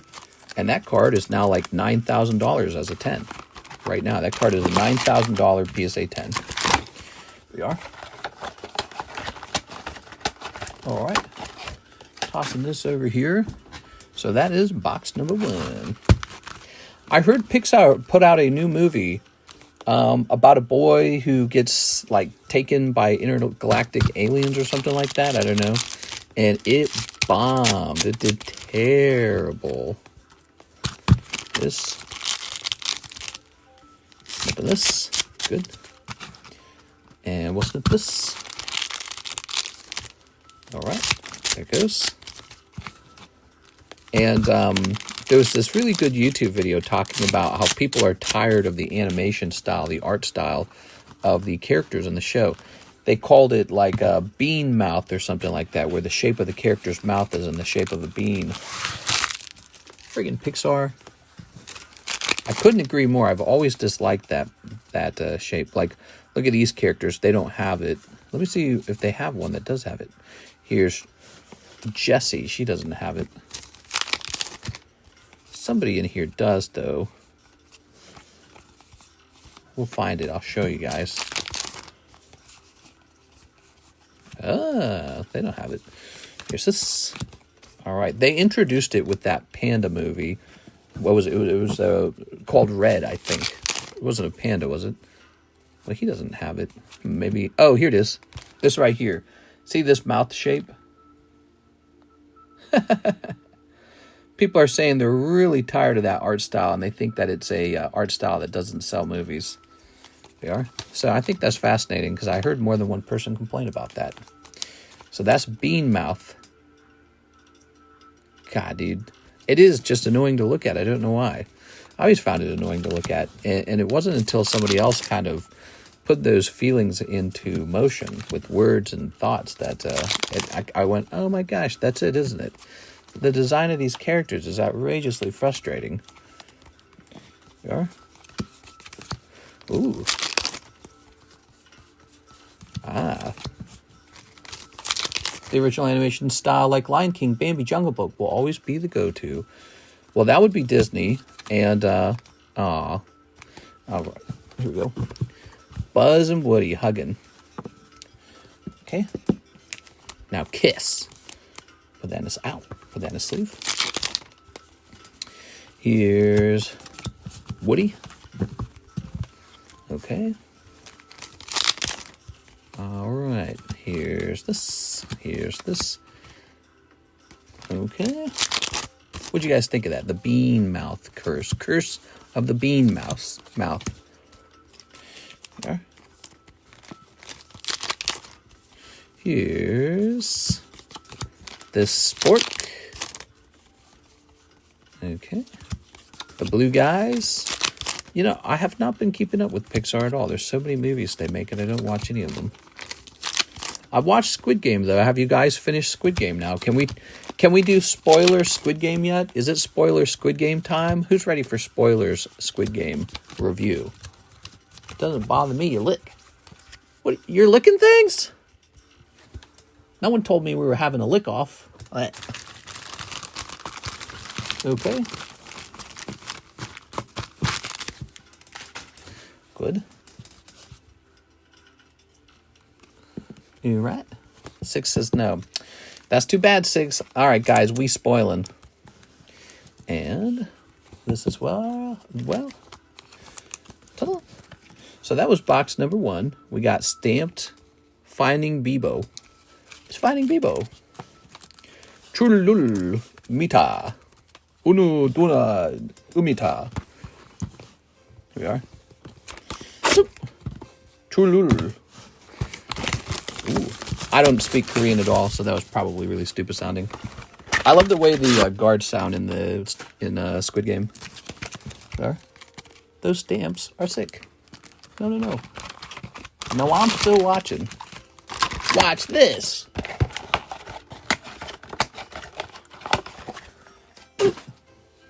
All right, here we are. So, box number 2, everyone. Are you ready for this? Let's get a little rotation going in the middle. Oh, there's the Hello Kitty gym break. Star Wars Darth Blatter. Nuke Doll. Gweimer.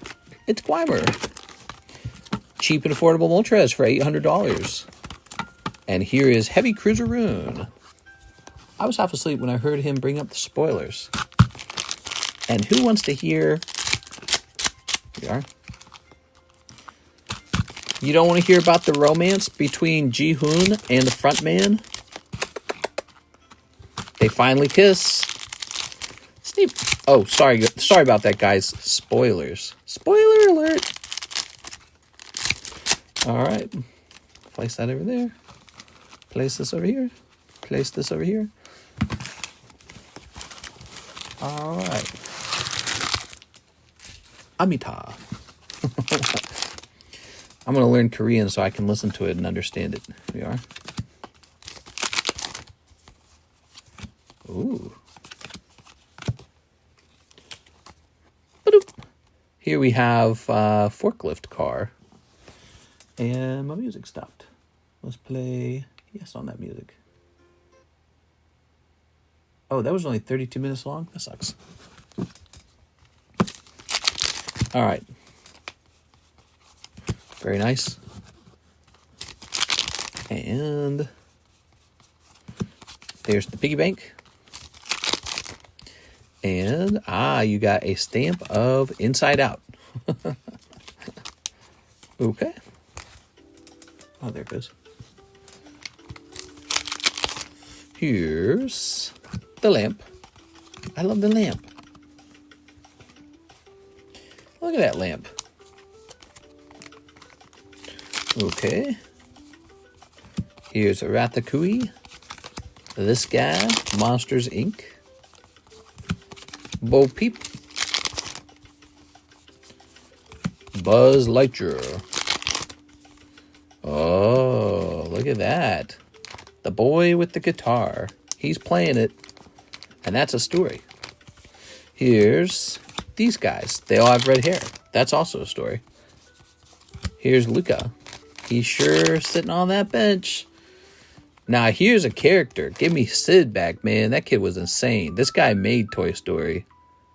Man, we need characters like that. Give me some fun, man. He's like a Team Rocket kind of character, you know? Movies are always so scared of that stuff now. Here's the dinosaur one that I'm never going to watch. The Good Dinosaur. Why was he good? I don't know. Probably did something that we thought was good based on human standards, but definitely dinosaurs don't do those things. Here is... here's Rattle Pokemon, featured in the Pixar movie Up. He's a little older. He plays an older man. Here's the dinosaur. Rawr. Now that's a good dinosaur. And here's... Oh. How do you start doing that C? All right. Tossing this. We're going to toss this over here.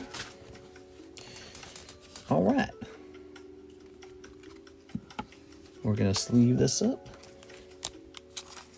Ta-da! Shots fired. I'm not firing shots. He actually looked a little bit like him. Look. It's kind of fun, isn't it? It's not a bad thing. He's a protagonist. The old man's a protagonist. All right. Ooh. So you got 4 cards this time. Mister, are you going to circulate the commission slabs eventually again? Yeah, they go into circulation once again. We are. All right. Oh, lovely. It's not a sort of they stay up on the table indefinitely until they sell kind of situation. We are. There's pictures of all your slabs. Those pictures are up in the Discord server now, so anyone can shop for them. In fact, I think a lot of people do. We've been selling slabs from that container pretty frequently. So the real question is does anyone have an interest in the particular cards you're selling at the particular price that they're being offered at? I get a lot of slabs that don't sell right away myself. Some cards just rotate a lot, like this guy's been rotating. But one day they sell. Yeah, one day they sell. Usually, I don't worry about it. I don't think about it. It's a very passive thing for me. Maybe I could offer something like $5 to have your slabs stay up on the table for like a long time period. You know, like a week straight, something like that. To just keep them all up there. Maybe we could have something like that. It is. But I got a lot of slabs to rotate through, and I know the audience prefers to see a wide variety. So right now, what's rotating are the expensive slabs. What'll happen is they'll rotate up here. They'll get their pictures taken. And then after their pictures are taken, people will always be able to go back and shop for them in our Discord server. And they'll have updated prices so people know they're getting the latest prices. Which isn't necessarily a good thing because sometimes prices go up. Ooh, very nice. Sometimes it's better to have bought them the previous month when they were cheaper. Just wondering how often they get circulated. At least once a month, because we have to get a new price on them before the month ends. And so the circulation is like a whole month kind of thing. So like, again, they're for sale right now. You can see a picture of them up in the Discord server. And so all the slabs have their picture taken right now. All slabs have their picture taken. And people really do shop that channel. They really do. I get requests from it all the time. We are. And as slabs are circulating, they get their picture taken. Like these guys have been waiting a whole month to reach this point. We are. You're right. Okay, here's, the Pixar guy. Yeah, if you're worried about them selling a little slow, it's almost certainly just demand. Like, let's say, Adam, what you had given me was a bunch of PSA 10, Charizard, Gengars, Lugia, Umbreons, and they were all 75% the market price. They'd all be sold. They would have even hit the rotation. They'd have sold the moment they touched this table. They'd have just poof like that. And then if they didn't sell then, they'd have sold by now on the pictures. So somebody would have seen them in the channels. So if they haven't sold by now, the real issue is most people who are going to look at it have looked at it. And they're going, maybe not right now. People, sometimes when they have a lot of options, they go, maybe I'll go after that a little later. But, we're always bringing in new people, and sometimes that can change it all. Like a new person comes in, he goes, what kind of slabs you got? Louis comes in and says, I want to buy all of Adam's slabs because I like Adam. Yeah. Okay. Very nice. Oops. Here's... All right. And we got Woody and Buzz. Here's Ants. The doggy. Here's Up and this guy, but he's dressed like it's Day of the Dead. Very good. Is that like his brother or something, or his dad? Yeah. These shows are always trying to get you to cry or something. Those jerks. All right, and here is a hollow and another hollow. Very nice. Okay. Buy my slabs, I'll send more. It's always, when it comes to slabs, it's always difficult to move any slab that isn't like a real sort of like top card. It's really hard to move those. Top cards move right away. really cheap quality cards sell right away too. So like that Noctowl, the PSA 10 Noctowl, that'll be sold. That will sell. He could go right into the Poke Shuffle, and people are happy to pull him out of the Poke Shuffle too. That's why people open those. But a great example of a card that's really hard to sell, something no one recognizes, like it's really, really unique, and so nobody's really sure if it's really worth as much as you're asking. Other stuff that's hard to move, PSA 9s that have also a high price. So PSA 9s do sell. Not really expensive 9s. Those just really do not sell. They might be worth that much, but they are so hard to move unless they're like some super impressive vintage card like Dark Dragonite. Dark Dragonite 9, he'll sell. All right, look at all these beautiful pulls, Mr. Hunter Tipton. Great stuff.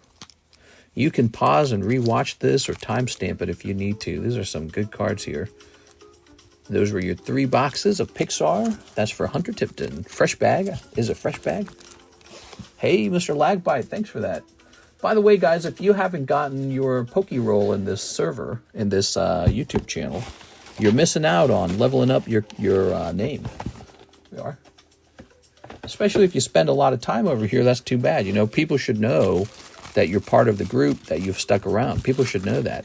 And that's what the memberships do. When you buy a membership, you get access to all our goofy emojis, but more importantly, you get access to the badges that show people how long you've been here.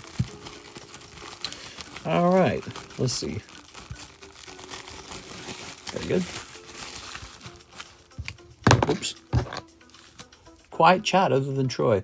You know, it is 4th of July. I am not surprised. I think probably a lot of people are with family, or they've already had a lot of excitement. They're not needing any more stimulation. You know, now they're just relaxing.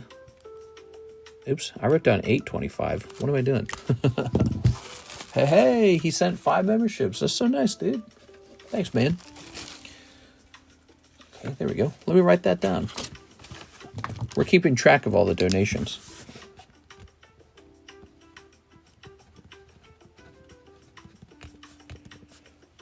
One, 2, 3, 4, 5. So that's $10. Also, David, right? David Smith.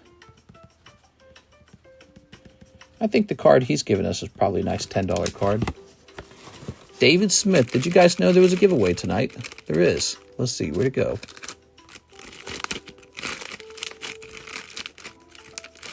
I don't know where it went. Oh, no. It's in the middle pile. Let's see. Here it is. Oh, it's too, you're not going to see it because it's not on the top. Here it is. So let's, okay, there it goes. So I'll be able to find that really fast now. So here it is, David. Let's hit choose a winner. By the way, it says here there's only about 17 people who bothered writing in David. So for those of you who are participating, you don't got much competition. If you don't know what this card is, this is a golden card from a vintage Pokemon card set. That's the Squirtle Squad, and if this graded 10, it could be worth about $300. 150 to 300. I think that would be the range on a 10 for something like that. Here's a Thim, Last Dragonstorm, Pack of the Night. You got it, man. People don't always appreciate something cool like that, but those are hard to grade 10. And so when they do grade 10, they're pretty valuable, and they look really nice.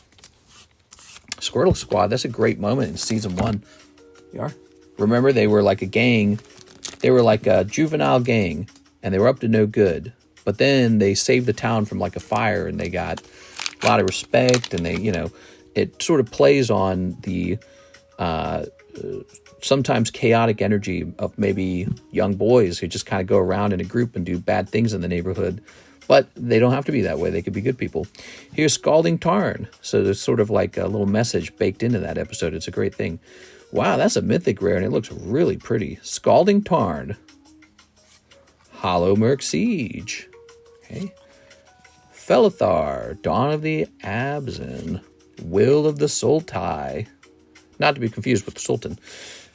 Nereeve. Heart of the Storm. Ooh, I'm betting that one's a good pull. Wow, that's a mythic rare as well. And it features a big dragon there. And he's looking pretty crazy.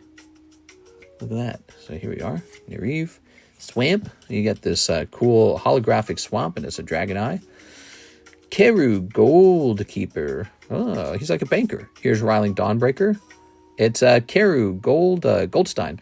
Here's Abzan Monument. Knockout Maneuver. Shocking Sharpshooter. Roamer's Routine. Tempest Hawk. Riverwalk Technique. And Sand Skidder Outrider. Gold Keeper.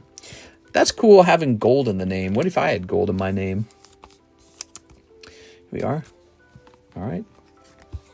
I've had that sticker in my wallet for 20 years. The Squirrel Squad? Nuh-uh. Okay. Here's this. Okay. Scalding Tarn. Show us. You're going to have to show a picture of all 20 years. Gold leaders still sticks. What? Here we go. Right behind you, gold leader. Like that. Okay. Mr. Gold. Everyone loves gold, man. Gold. Money. Money, money, money. Who doesn't like money? Money is a powerful thing. It's a measurement of labor. It's a measurement of goods. It's a measurement of productivity.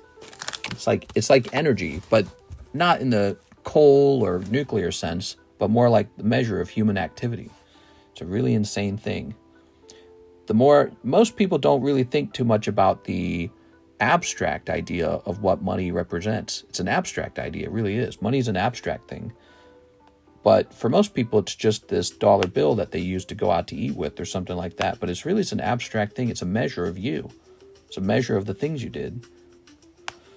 All right, well, I don't see one of these for sale, but here's an EX Deoxys Natu for about $230. So I think we're right on the head on the price for this thing. There it goes. Okay. Never knew it was valuable till this show. It is valuable. Emmanuel Valencia, PSA 10 Houndour. Whoa. He said, get me. Here it is. That Pokemon. But sir. Houndour. Thanks, man. Emmanuel Valencia. Well, that is one of the biggest orders of the stream tonight, is just the straight-up purchase of Skyridge Houndour. I thought that one would sell because it's really a nice one. Javier says, 2 Azure Lane Volume 2, 2 Gem 2, 2 Poke Shuffles, I have a bag. The power of 2. Okay. Well, the Gem 2s are over here. The Azure Lanes. Where am I keeping those? I think this is it. Don't let me screw this up. These are the Azure Lanes, right? And then 2 Poke Shuffles. All right, Poke Shuffles.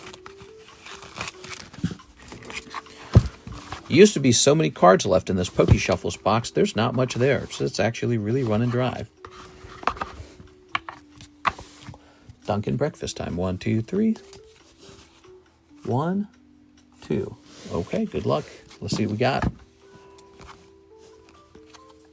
2 cold ones. Gouache. Okay. We need, pretty desperately, we need some more cards up in there. So let's get this Noctowl up into that box. How do you feel about Burning Shadow? Hits now? I know you liked them in the past. Oh, how do you feel about the Burning Shadows hits now? The question mark made me read that a bit wrong. Well, let's see how the Burning Shadows Charizard's doing. He's the defining card from the set. Burning Shadows Charizard. And we're going to sort it by highest price because we want to find the hard to obtain Charizard from this set. So, Burning Shadows Charizard is on the move. Looks like the cheapest one. Is this right? Oh, that's Korean. Wow. The cheapest Burning Shadows Charizard. What is this one? Is it this one? Might be this one, but it's being sold by a guy in Canada with low. So you can get them for 4.4 thousand from Canada. That guy right there. Is that accurate?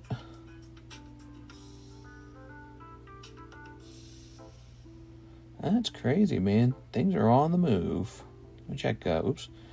I always speculated that this card would go for a lot of money as a result of, yeah, so he's been selling through. That's crazy. He has been selling through. Everything's been selling through, man. Wow, it's all been selling through. I've always speculated he would do well simply because of the print run error on that set. That's just messing my mind up to think about it, man. All right, let's see. 1, 2, 3, 4, 5, 6, 7 would be 35. Let's make it 40 because we're going to do a -5 on here. Okay, ready?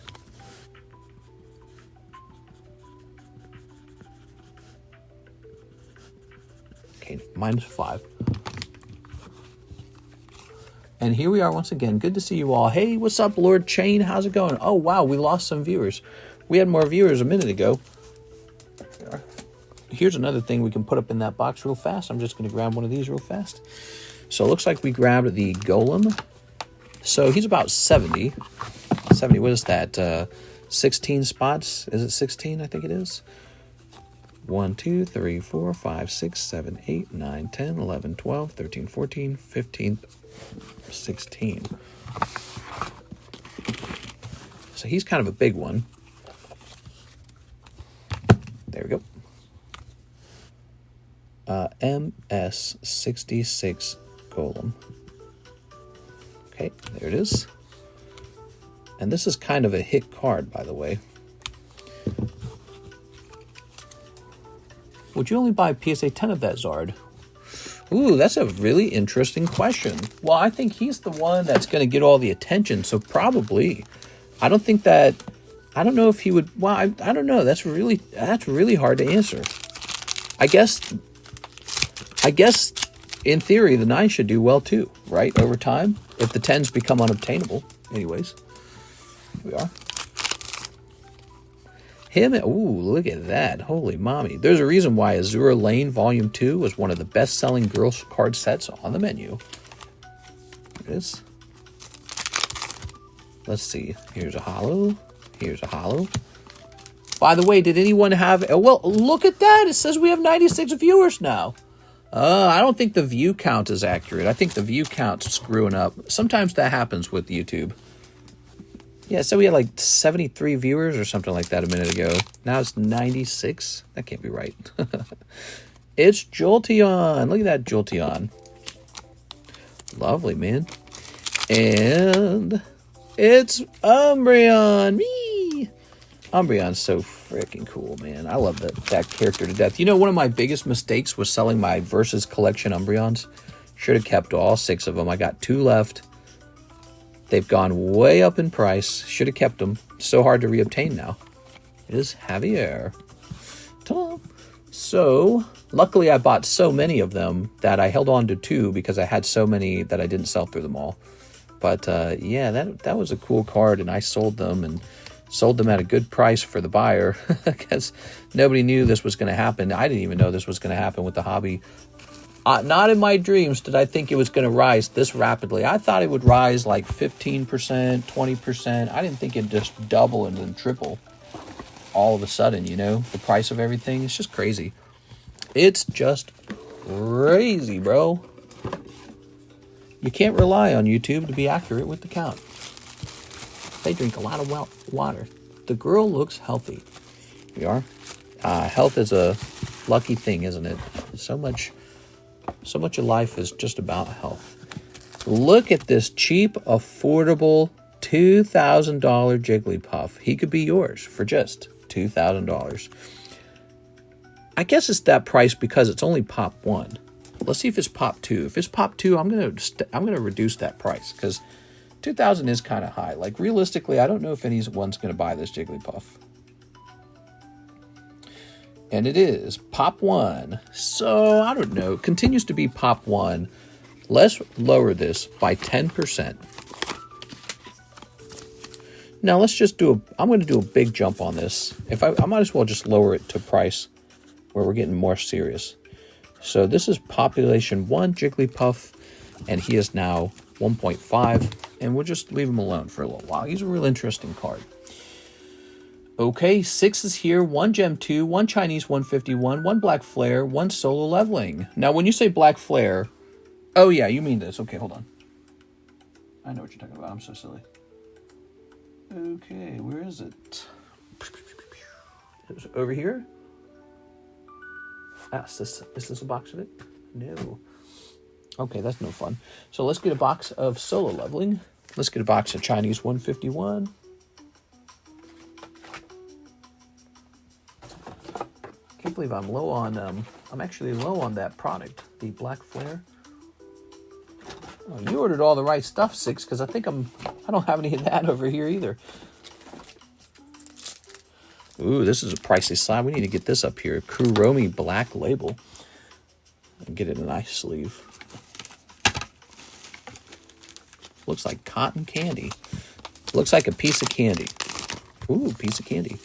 This is a Black Label Kuromi. There you go. Not a lot of black labels for sale on this table, pretty much ever. Now, if you give me a minute, I'm going to go get more of the Black Flare. And before I do that, I need to contact this guy and tell him I'm almost out, because I am still waiting on some product to arrive from the original guy.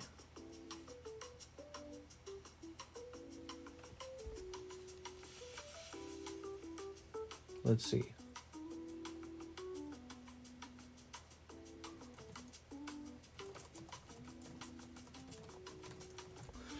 Okay.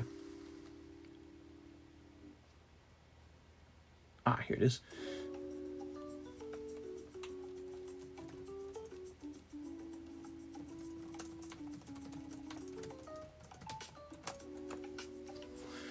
Okay.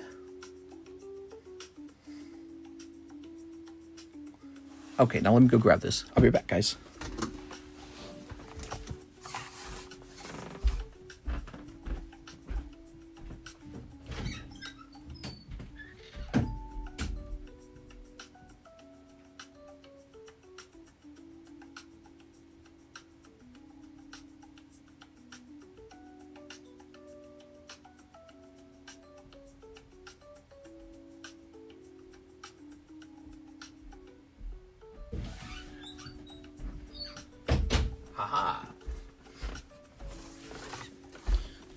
Oh, now wait a second. I gotta get one more thing. I actually did not grab the 151. Okay, 151.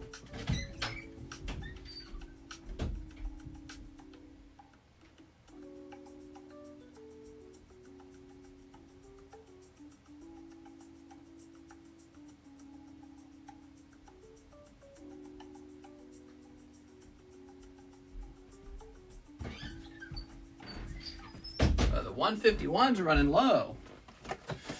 All right, here we are.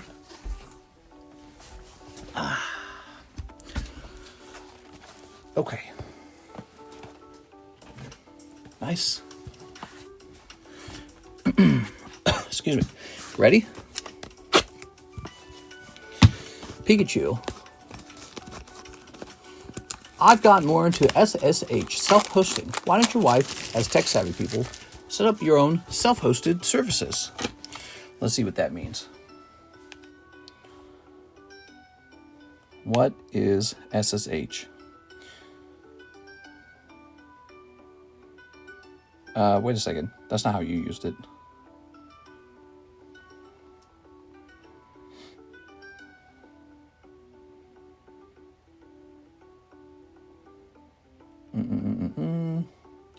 Running my own server. I don't think that's necessary for what we're doing. I don't need to run my own server.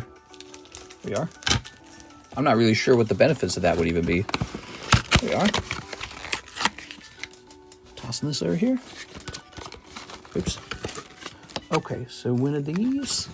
We are running low on the 150 wins. Pokemon prices are high, and so am I. You're funny. Yeah, Pokemon prices are actually scary high. Do you guys think that they just keep going up? Do you think they stay steady? What do you guys think happens next? This. All right. It's just the de-googling my life, making sure my data is secure, backed up only by me, not the cloud. I don't have any data to back up. There we are. Trying to think what data you're referring to. Yeah, this is just a card shop. We don't have like a database or anything. Here we are. All right. I believe we are set. 1 gem 2. Grabbing that. Ready? Okay. Yeah, we're not like a big business or anything like that. We don't have like I use this really buggy software just to get my shipping done. We don't have like custom in-house software for anything. The operation runs on very low-tech setups. For example, we don't have a website where you buy the product. You just buy the product straight off of the menu. And we just never changed that. I suppose we could have been working on a website this whole time. But I feel like it's a kind of website that's really just specific to just one YouTube channel. And so I don't know if really I'm going to build like some whole entire empire. You know, what could be valuable is the brand itself. So the brand itself could somewhat be valuable. I'm not sure. Maybe like the red swirl. Not sure if that would even hold water over the years. It depends on what I do with my life. Here you go, Sung Jin Woo. There you go. It'd be fun to take the swirl and spin it off with a real brand name rather than just the name of the guy who's hosting the channel, Carddass. Here we are. Tossing that. Miss 6. Here it is. Lovely. Thank you, 6. All right. Set this here. I love the Cinnamon era. Those GX cards are just something else. There we go. Sun and Moon's cool, man. I like Sun and Moon. All right. And this is going here.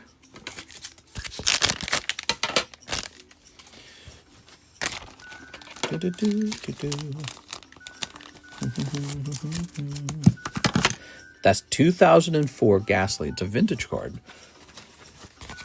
It's a really nice looking Ghastly. I guarantee you it's extremely rare. And it's probably always going to be rare. This card in particular. Okay, so let's see. Okay, he's popped 5. That's pretty low.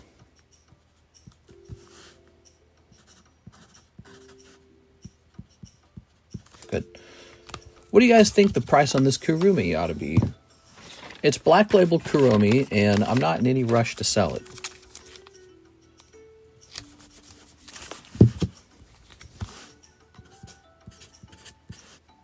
Oh, that looks so ugly. Can I see the brakes, please? No. What do you guys think? Should I let him see the brakes? Oh, this is a thin sleeve. So why was it sitting there? Is this a thin sleeve? This is also a thin sleeve. Why is it sitting here? And this one's folded over. It's not a fresh sleeve. I want a fresh one. My God. Here. All right. Good. Kuromi. That's so nice. By the way, here is a break you might not have known about. This is the Nintendo Power. What is this? Here it is. Nintendo Game Pack with top secret tips. That's Link on the front. $35. Not bad.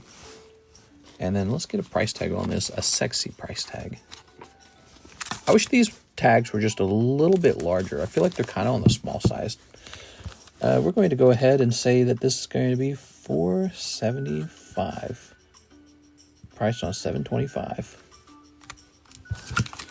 There we go. How nice is that? That's so nice. Ooh.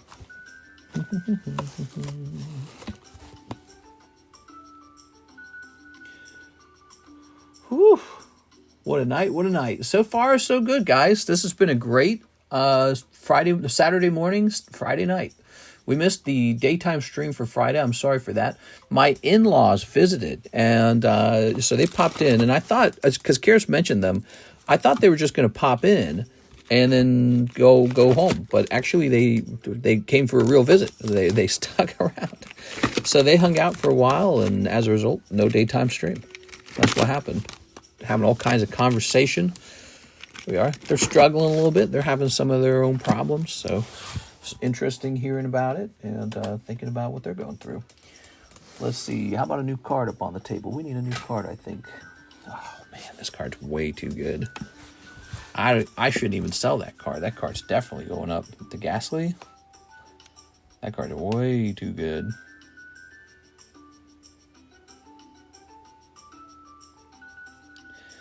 Ghastly.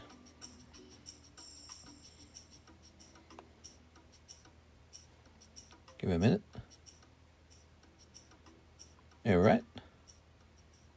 Skibidoo-ba-doo-ba-doo-ba-doo.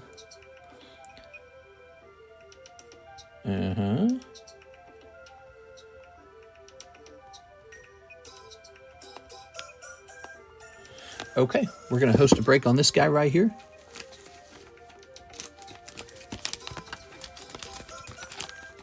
For those of you who like the gym breaks,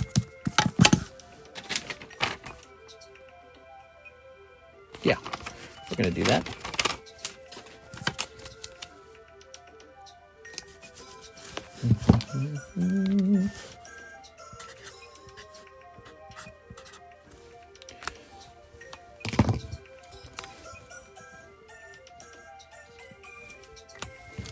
All right, we'll see if that goes. What is this music, man? Some weird music. Savannah So, it's nice to see you, man. He says, hey, mister, it's been a while. Magic Final Fantasy. Hey, how's it going, man? So, we are nearly out of the magic. We've got these 2 booster packs left. And technically, we have one more. In fact, nobody jumped in here. So maybe I will pull the Magic the Gathering Final Fantasy out of there. So that is out. And I'll just set this to the side. Nobody wanted that. So we'll set that to the side for now. I thought there'd be some excitement for that, but maybe it was too dear, too expensive. So we have a total of 3 of these packs left, by the way, guys, before we need a restock. We also have 2 more packs in here, but that break has began. 6 is in it. We need 6 more people for that break for 2 packs to end. All right, cool. So I'll just set these here for now, these last 2 packs, and this one will be yours. How about that? All right, Savannah So. Can you move me from Victini to the Ghastly? Here it is. Yes, it's possible to do that. But, you know, it might already be sold. Here it is. Let's see. Here's Sephiroth, One-Winged Angel. Jador, Aristocratic Capital. Wild Rose Rebellion. Terra, Herald of Hope. Oh. Bartz and Boko. Lululemon, Stern Guardian. Go-Go Gadget, Master of Mimicry. Mimicry, obviously. Here's Plains. Vanille. I like Vanille. That's a good pull. Okay, Vanille. Fang. Sid. Summon. Magitech. Paladin. Baron. And Blazing Bomb. Ooh. That's against the rules. Here we are. Ta-da. How's it been, Mr. Savannah So? How's life been? Ta-da. When was the last time you were in here? I don't even remember. Your name's super familiar. That definitely means you were probably a larger customer. This. And here's a Go-Go Gadget Helicopter. It's been a while. Oh, yeah, so you're Lagbite. And so you popped in and reset your membership. That's so cool. I appreciate that, man. Yeah, it's been a while. We're still buzzing over here. Still grinding. I love what I do. I really do. I feel like I help people with their collections. I feel like that's my job, is to help people collect vanilla. Oh, so you probably need a fresh bag? Or do you think you've got an existing bag? Let's go check. Last time I was here, you were selling the Carddass pulls. Okay. Yeah, that was a little while ago. We took that down because they weren't selling so fast anymore. And honestly, it's not a bad situation to have pulled those down because, you know, those cards they're old vintage cards, and they're definitely going to go up in value, or they've been going up. Pretty much the more Pokemon cards you were sitting on, the better situation you're in today. Yeah, the more cards you had, the better off you are. And we are sitting on lots of cards. How's your collection doing? It is. Here's Savannah. So, and this shall say 7.25. Okay. All right. Yeah, I remember our friend Miss Jennifer Yap. She loved those. She would open a ton of those back in the day, man. Yeah. Here's Slay King. Here's Caesura. Ooh. And, the Choincey. So this Chansey is now at 3 out of 5. We need 2 more people to join at $40 a spot. We're waiting on 2 more people to join. There's Woogly Tough. And here's Hitmonchan. Here's an order of Hunter Tipton. 12 packs, Journey Together, and shipping. Hell yeah, dude. All right, I love opening up Journey Together. It's a great set. This set's going to do very well over time, in my opinion. So what's going on with this set, it's definitely overshadowed by Team Rocket. And that's too bad, because it's a really good set. So I think it's definitely going to go up. You're going to see price appreciation on this one over time. These blister packs came out of a blister pack case. It was cheaper by like 50 cents a pack. I don't know if I really cared for doing that, because it generates all this cardboard. Plus no box topper. So 1 box topper, and it seems like that would have been better. Do I need to send a penny message to use credit? Can I get into the Ghastly with it? Oh, there's 2 people trying to get into the Ghastly. So guys, I think that is the best method. I'm betting the Ghastly is already sold. So I am betting the Ghastly is already full. I don't know if it is. But if people have ordered on PayPal and you're just asking in chat to have me do it, I got to honor the ones in PayPal first, okay? There it is. We do it that way because PayPal is a very important measure of the time that people sent in for a popular item. And so if a couple people want to snatch up that Ghastly or the Ghastly spots, we have to honor whoever did it first. And so the best way to do that is to check PayPal emails and when they arrive. Not just PayPal, but like ZELLE, VENMO, whatever it is. Here it is. All right, good. All right, so there was somebody who wanted me to move him out of Victini. Who was that? I actually forgot that. Oh, it was Andy Man. So we already know Andy Man wanted to move. And so let's take a quick look at who potentially has jumped in there.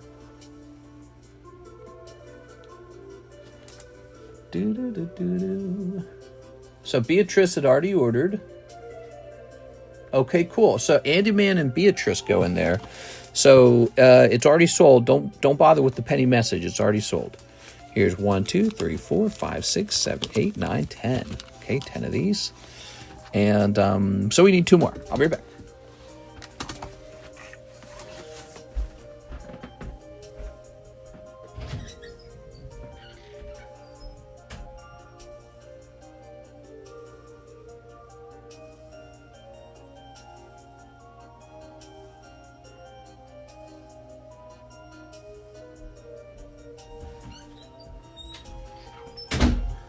Oh, yeah.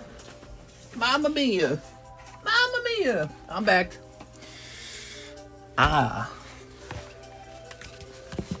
don't have an ounce of Italian blood in me. So somebody tell me, how come I'm so good at saying Mamma mia?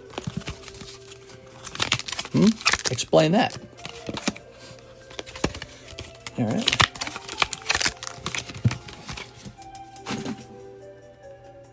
I'll tell you why. Because we're all descendants from Mommy Africa. I'm just being super gay over here. Are you ready? Here goes. Steep. Now this is Hunter Tipton. Let me reread this order. Oh gosh, I gotta expand it. Hold on. Hunter Tipton, and he said 12 packs, Journey Together, and shipping. All right, cool. Thanks for the cards. I ship out frequently for the kids. Well, it costs a little more, but they enjoy it. Oh, that's fun. Here we are. We're all a little Italian. Suffering from moderate to severe Italian wife? Try a couple of beers. Ask your doctor if it's right for you. Let's see. Snip this. Cool.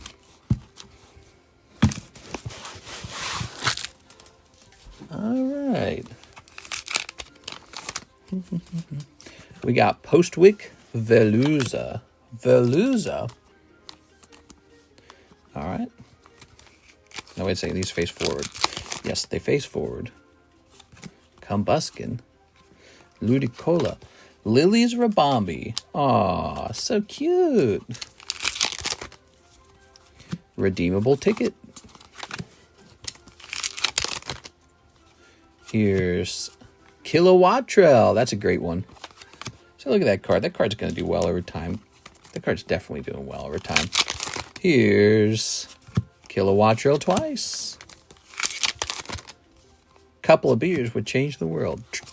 Are you suffering from moderate to severe Italian wife? Try a couple of beers. Ask your doctor if it's right for you.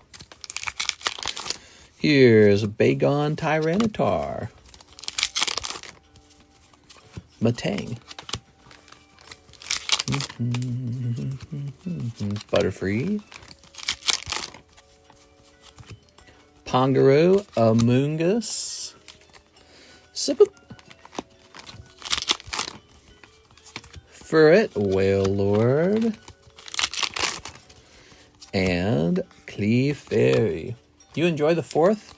We didn't really do anything for the 4th. Well, we talked to Karis's parents for the 4th. That's what we did. We were talking to them. They're struggling right now. They're having some struggle. We talked about it at the beginning of the stream.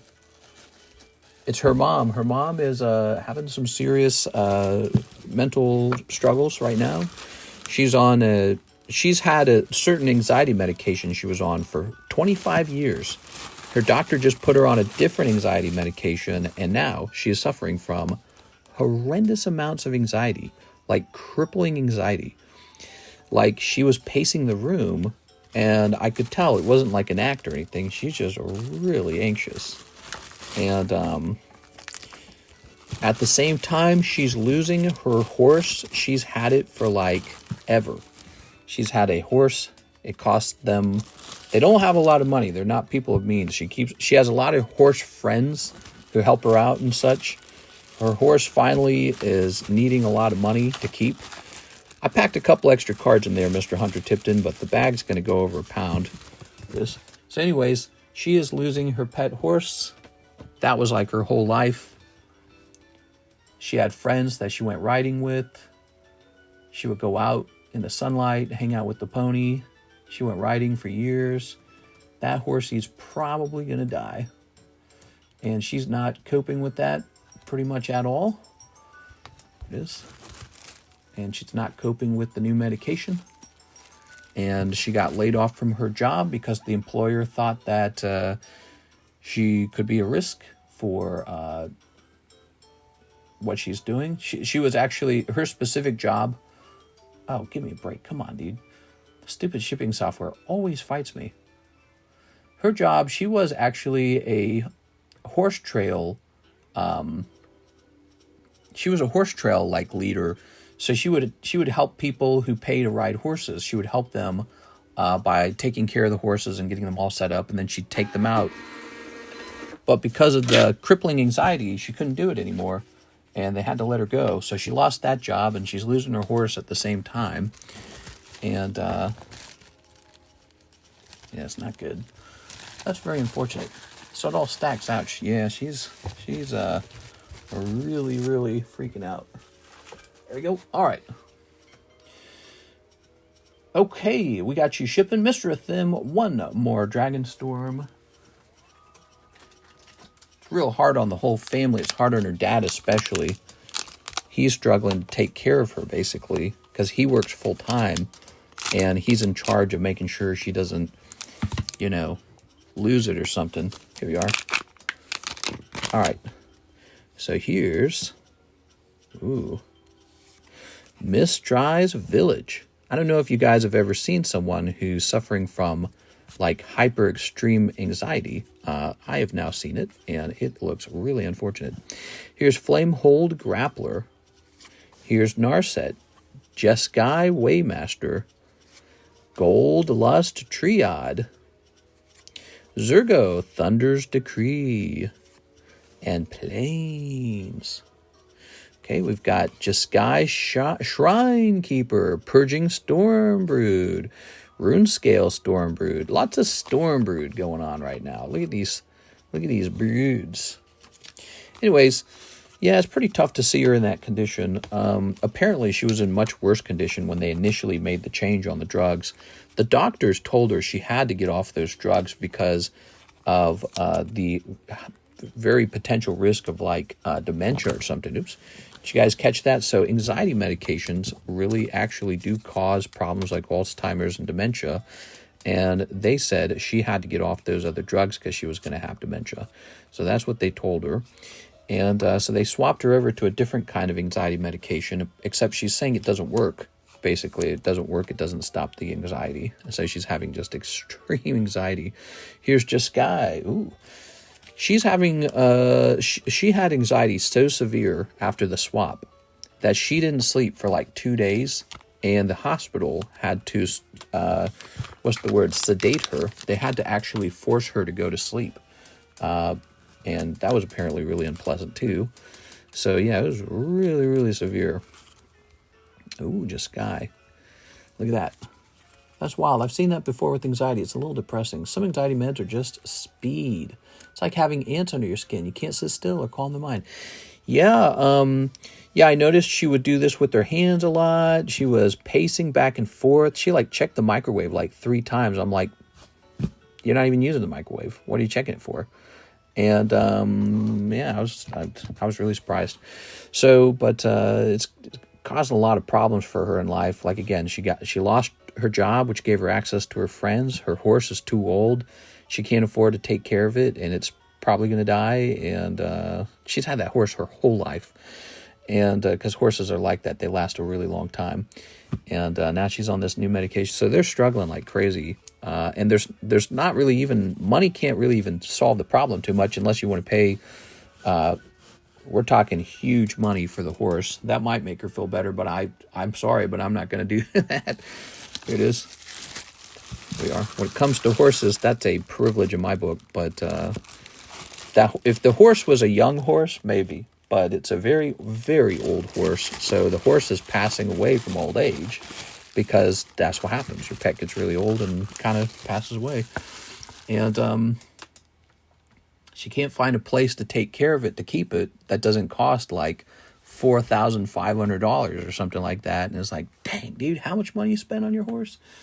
Beatrice says, aloha, mister. Can I get a spot in the Ghastly? Okay, so let's see. Beatrice. Anyway, so it's really sad to see. Here we are.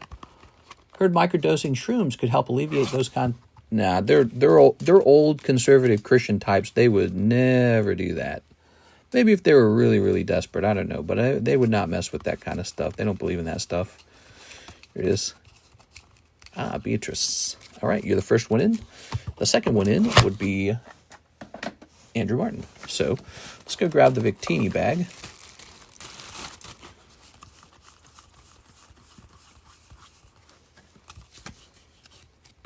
Okay. Cannabis for life. That's tough. I'm glad y'all got that time together. Yeah, boy, you could see the stress on Karis's face. She was stressing out, you know. You see your parent struggling mentally, and it's just not good, you know. So yeah. Oops. Yeah. Tossing this over here. Let me turn this music back on. The mom, she has like this really severe fear that the dad's going to leave her or something. And he's like, no, I'm not. You keep saying that, and she doesn't believe it. And now he's getting accused of like abusing her and stuff like that. And she's never really said anything like that before. And he's like, I've never abused her ever. And I actually believe him. Like he's a real milk toast kind of guy.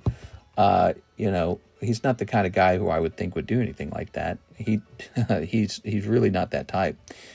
And Karis has never spoken about him that way either. So I think she's just kind of going crazy. I think that's what's going on. I think she's going crazy.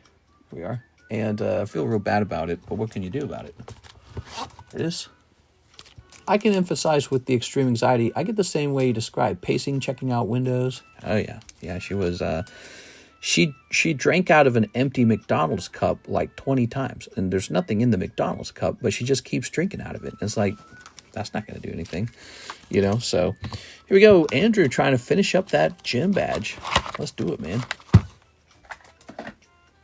Ready? All right. Anyways, so the doctor says, though, with this different medication, she will get better. And that it's just going to be bad for a while. So it might just take a while. She might adjust and go back to normal. That's what we want. And they didn't say she had dementia, so that's good. But they said the medication will give her dementia, so they had to take her off of it. Here it is. All right. Boop. Oh, energy card. Okay, lovely. All right. Oh, you both get an energy card. They kind of cancel each other out. Okay, that's not bad. Zemazenta's good. Oh, but it doesn't beat the pony. All right, the pony wins. Round 1 going to Andrew. Okay. Round 2. Okay, Articuno, that's decent. It beats a lot of cards in the deck. It does. It beats the Eradicate. Round 2 goes to Beatrice. Round 3, everyone. Goes into round 3. Oh, she's got an advantage, Andrew. This could be it. You could be missing. You've got Gyarados. That would be a good Pokemon card, but she's got Switch. Oh, no. She pulled Clam Pearl. So she's going to do the Switch on your Gyarados. You just have to beat Clam Pearl. But the problem is there's other Pokemon in the deck like Clam Pearl. Here goes the Switch. Oh, yeah. It goes to Andrew Martin. All right, Beatrice. It was close. Andrew is, in fact, the person taking the Ghastly. Congratulations. All right. That would have been really exciting if, like, another 60 HP Pokemon had been pulled there. I'm sorry, Beatrice. That is no luck there. And Andrew Martin having a very lucky day. Let's get you that last badge. Let's see. Where are we storing those right now? Weed is definitely not for everyone. My sister was shaking so bad when she smokes weed her first time. She never smoked again. My wife had something like that. She had like panic attacks, and they lasted like long after she'd stopped smoking it. But then she smoked weed again later because she was just curious. I mean, I guess there were some like enjoyable feelings to it, and she liked it much better the second time. And now neither her nor I do weed. So that's it. I tried weed, and I was like, meh, it's just not for me. It is. I remember weed made you feel kind of floaty, made you feel... I describe the feeling like this. I think my brain has this, like, death grip on the wheel of my brain, like the driver's seat wheel. And my hands are like this. They're like, drive the car. And weed tries to get you to let go of that wheel. And I think people who enjoy that stuff really do just let go. They just let go and they go, oh, hey, what's up, guys? Not me. I go, I'm never letting go of this wheel ever. And alcohol works the same way with me. I've been very drunk before. I've done drinking when I was 21. I drank a bunch and never let go of that steering wheel. Always really, really strict. And that's just how my brain is. It's like having a stick up your butt or something. Andrew, you finished this. So now you get a normal scorecard. You ready? All right. So it's hard for me to enjoy drugs like that because, like alcohol or weed, or even tobacco, because I don't care to feel relaxed. There we are.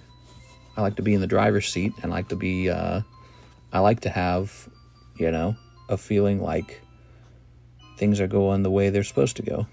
There we go. And actually, I feel much better when I drink caffeine or eat sugar. Here's 5. Oh, wow. So that's 7 misses. Holy.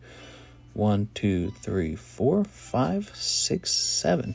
So that gets you closer to a break-even pattern, Andrew. You're just negative. You're negative by 1 spot. You're 6 over 7, Andrew.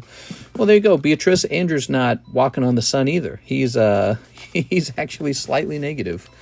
Okay, Andrew Martin, let's go find your bag.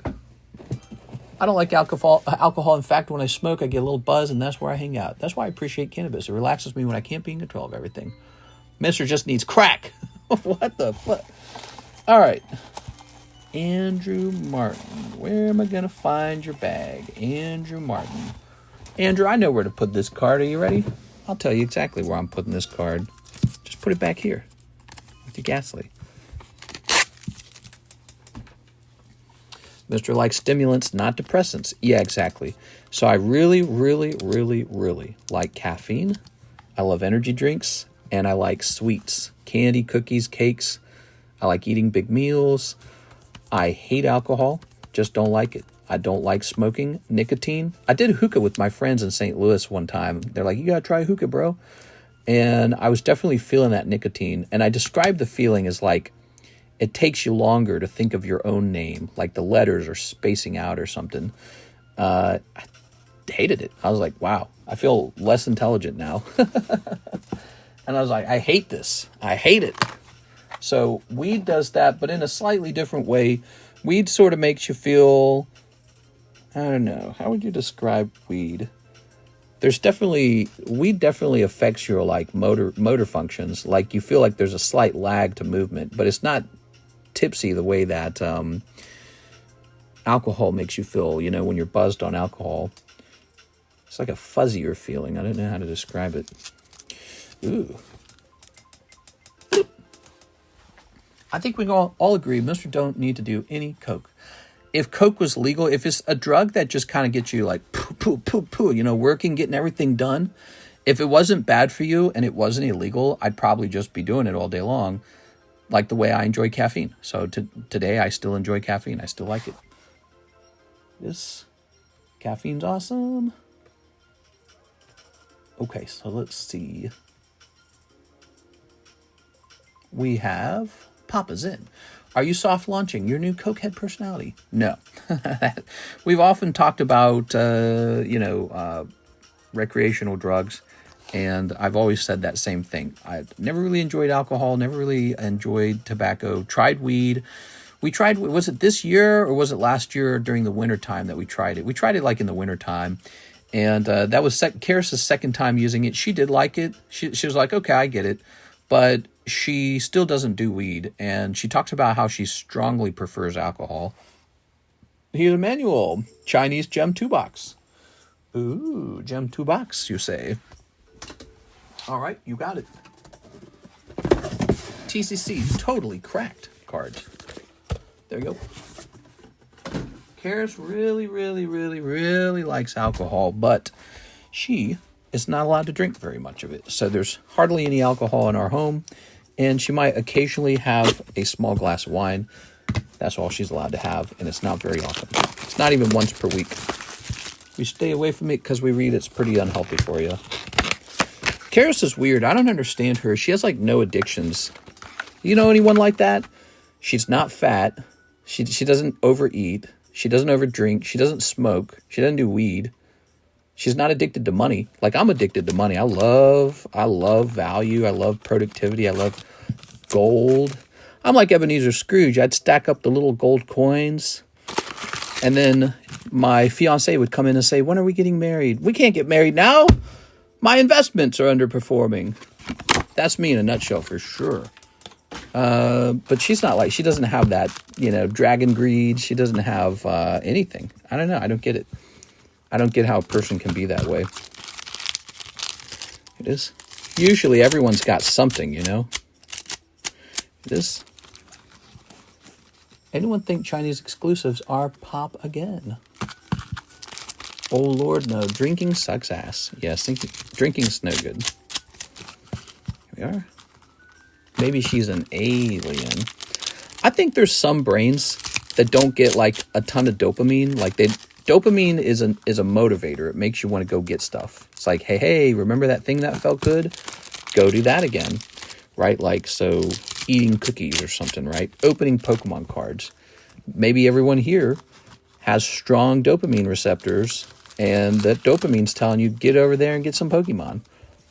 And I can get addicted to stuff very easily. I love getting addicted to stuff. It makes me happy.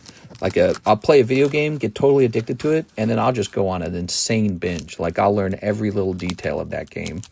I'll learn every single tiny detail of the game so I can play it in some more optimal way. That's how my brain works. She will pick up the same video game, play it for a minute, be like, oh, this is so fun. And then she'll put it down and never touch it again. I'll be like, what? How did you do that?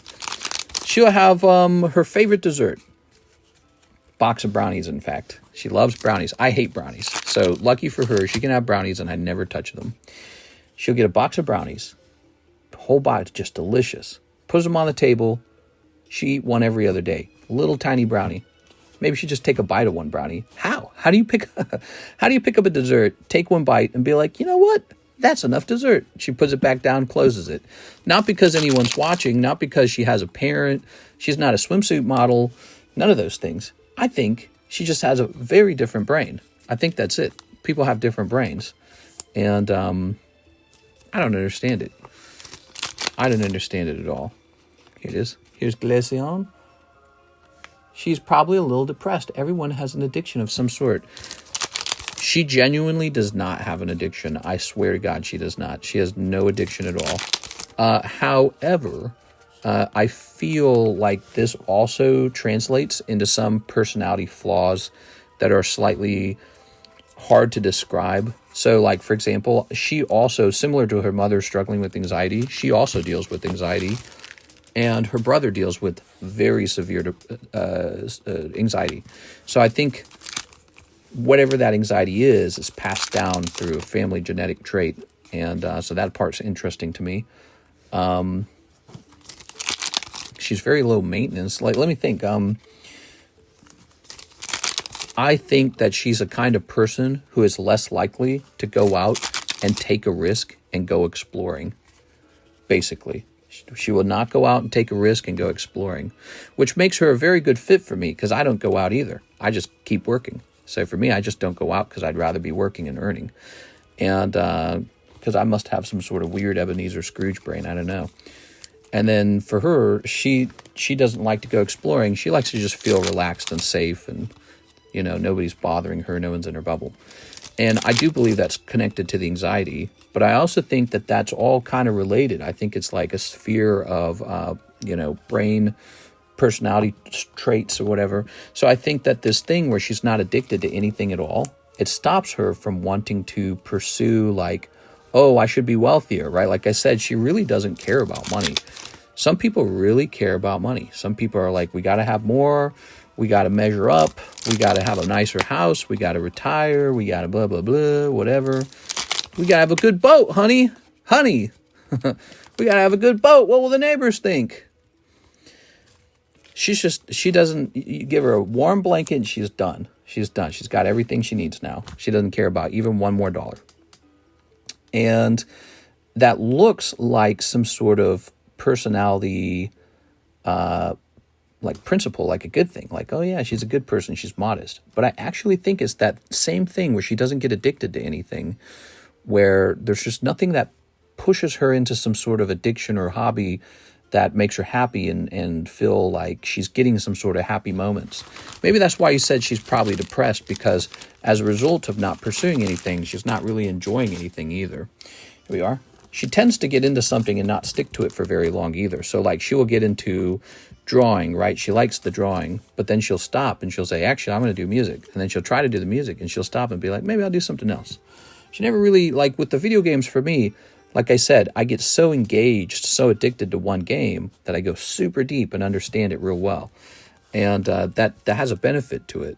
But if you are the kind of person who will play one game for a second and the next game for another second, you'll never master it. And to really play a game for that long, you must be addicted to the game to some degree. Ooh, look at this. How much is a box of Gem 1? The box of Gem 1 shall be $75. All right, that's for Mr. Emmanuel. Thank you, Emmanuel. No AR in this box, however. I'm sorry. Let's grab this, Mr. Emmanuel. And this. And this. You might be an important customer. Look at all these bags. Now, here's an Elijah Martinez bag. And here is Ethan Hunter with a bag from 424. All right, we're going to move this off to the side. It probably won't get broken down, but it's plenty old. It's time for it to come out of that box. All right. Thank you kindly. I think you need a child eventually. I heard it's one of the best joys of life. I think we need a child eventually. I'm going to agree with that. I haven't enjoyed a game like that in a long time. I hyperfixate myself. She's probably a little depressed. That's how I feel with Expedition. That's how I feel with a tin of sardines. I just can't get enough of them. Have you guys had sardines in a while? God, they're good. Sardines, salty sardines, so good. When's the last time you guys had sardines? Probably not a while. Elijah Martinez. Let's get him back in here. Oops. All right. Very good.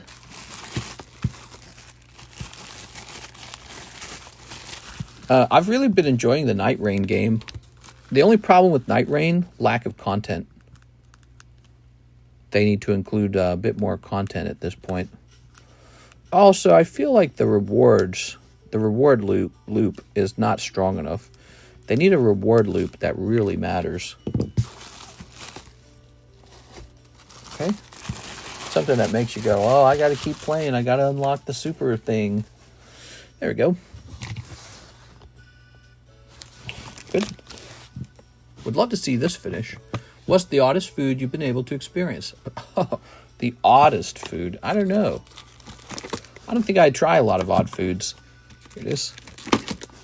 Here's Glaceon. Here's Charizard. Well, I most recently ate some gigantic raw oysters and decided oysters are disgusting. Hathim, make me rich, mister. Another Dragon Storm. You got it, my man. So these are all coming out of a sealed box, the same sealed box. So you're just digging through the same sealed box. Let's see what's going on. There we go. All right. Ooh, Elefante. Here's Yugen, Eye of the Storms. Is that it? Did I make you wealthy? Make me rich, mister. That's gotta be good. He's on the cover. There we go. Woo! I want to ship already. Would you resleeve my slabs without the price for a fee? Oh, I see what you're saying, Mr. Emmanuel. I might be able to pull that off. Ooh. It makes dealing with my insomnia more enjoyable. Maybe the streams give you the insomnia. All right. Yeah, that's something we thought about doing. The only problem is I'd have to go retrieve all the slabs. They're all hidden in the shipping area, which is kind of far away from the stream, surprisingly. Here's Yugen, Eye of the Storm. Let's go ahead and sleeve this. Okay. I've thought about giving Alexis a bunch of the sleeves and teaching her to do it. Okay, Roar of Endless Song. Sinkhole Surveyor. Will of the Abzan. Clarion Conqueror. Okay. Okay, very nice. You got insomnia, huh? That sucks, man. His Island in the Sun. Feral Deathgorger. Wow, these cards are so cool. Alright, if you guys aren't trying out this Tarkir, you're missing out. Durger, Island Dragon. Effortless, Aegis, Sunset Strike Master. Crotique, Nest Guard. Molten Exhale, Dragonback Lancer. Dragonback Lancer. Aggressive Negotiations. Oh. Get it? Paperback Rider? Alright. You probably don't get it. I'm probably like too old. Hathim. Hathim, you've been giving us some great cards to watch get opened. Appreciate it, man. I hope that Yugen is real valuable for you. Do you know if he is? Who knows if this Yugen's real valuable? I'll put this in a sleeve for you, man. Oh, it's double-sided. Look at that. Huh. Legendary Planeswalker. 43. Hey, that's not bad. That's before grading. All right. That pack paid for itself. Good. That's a Beatles reference. No, actually, that's a Scorpions reference. Here we are. That's a Gingerbread Man. All right. So, let's see what we have next. Gabriel. For Halo. Oh, for Halo. Ah, here we are. Good. Let's sneak this. Sneeping time. Morbin time, baby.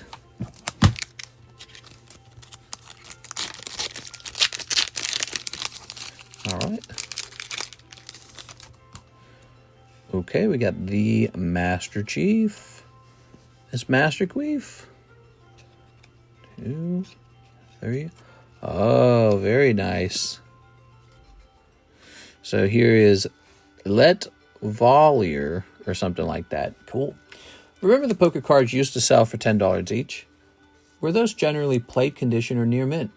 So it works like this. When I was buying poker cards, I was buying a mix of brand new decks and played decks. The played decks weren't often that bad of condition because I would carefully pick out really good ones. And then I would take some of those decks and grade a couple cards and send them off. Maybe I just wanted the Charizard or something, I don't know. But the poker box itself would contain about 75% completely fresh sealed decks. About 75% of it, 3/4. Completely fresh, high quality, very expensive, premium mint poker cards. And then what we would do is we would cut in some of those used cards. Now there was some of the used condition cards. Now there was a very good reason for that. I could not offer something like yellow deck in the poker box unless it was used. It's way too expensive. So, you know, and we talked about that when we were forming the box originally, because the box was formed years ago. The idea of the randomly pulled poker card was not a new idea. We formed it years ago. And I told people, I said, hey, do you want blue deck? Do you want yellow deck? If you do, in order for these prices to make sense, they either have to be used, but if you want them to be brand new, we can do that as well. But now the price of the poker card has to be like $20 per card. And they're like, you know what? Just give us the used ones. So that's what people voted on back then. And so that's how it was ran. But take a look at this spread. So take a look at this. So we got all kind. Look, see that? Now these are in high quality. Take a look at those. That's great. This is quality stuff. You could have pulled these for $10 a card. So let's stop and take a couple of these and flip it around. There's the Jack Trainer. That's like a maybe $200 card if it grades 10. I don't remember what it's worth. This is some solid stuff here. Look, that's yellow Charmander. That's the quality stuff. That's what you want. So it was in there, and that's why they cost $10 per card, which I thought was super reasonable. And look, there's a nice Shaman. There's Victini. There's Squirtle. Professor Oak. That's good. And so about 75% of this was just 100% pack fresh. In fact, look at this one. I'm pretty sure this one was an absolutely fresh deck. Take a close look at this ride-on. Take a look at the surface on that. Oh my gosh. Now flip it around. Look at the surface. Wow. That card was just going to grade 10 for somebody. Look at the centering. Fantastic centering. And there's a 10 ride-on sitting right there. Now we took the poker box back down because nobody was buying it for whatever reason. Maybe they just didn't like poker cards. And I said, you know what? There's not even an incentive to sell them. Why would I sell them? I should just grade all of them. Like, there's just no incentive to sell these to you guys. So with the lack of sales and with really impressive graded sales, look at these. Now this would be silver deck, right? Yeah, the silver deck. So silver deck, Knockdown, and Growlithe. Those are fantastic. And people, as a result of the poker box, people pulled so many high-end poker cards, including Charizard. Every now and then, it wasn't common, but we put Charizard in there once in a while. And especially cards like Silver Deck Umbreon would be in there. Silver Deck Lugia. You know how many Lugias I handed out to people? We must have handed out like 20 Lugias from that box. But just a lot of other cool things too, right? Like we mentioned Charizard. Well, what about Blastoise? What about Rayquaza? What about Venusaur? What about, so all these, there's a Suicune. We got a Suicune on the table for sale for $166 in a TCCG slab and $210 in a PSA slab. Now, this is a pack fresh one. Look at that. I might as well just go send this off. Like, I can just go grade this. And I think it has a solid shot at the 10.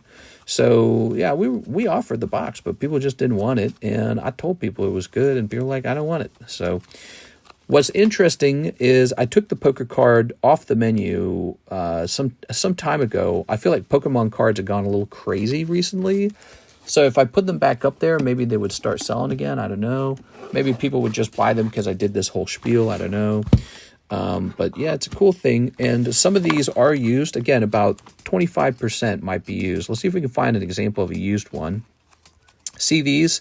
So if you pulled one of these cards, this was free. So if you pulled any of these numbered cards, this came from Red Deck, and you would get this for free. It would not count toward your purchase. So it's randomly pulled. But let's see. Let's see if we can find an example of a used card. Look, there's Lugia right there. You pull a Lugia out of the box. Man.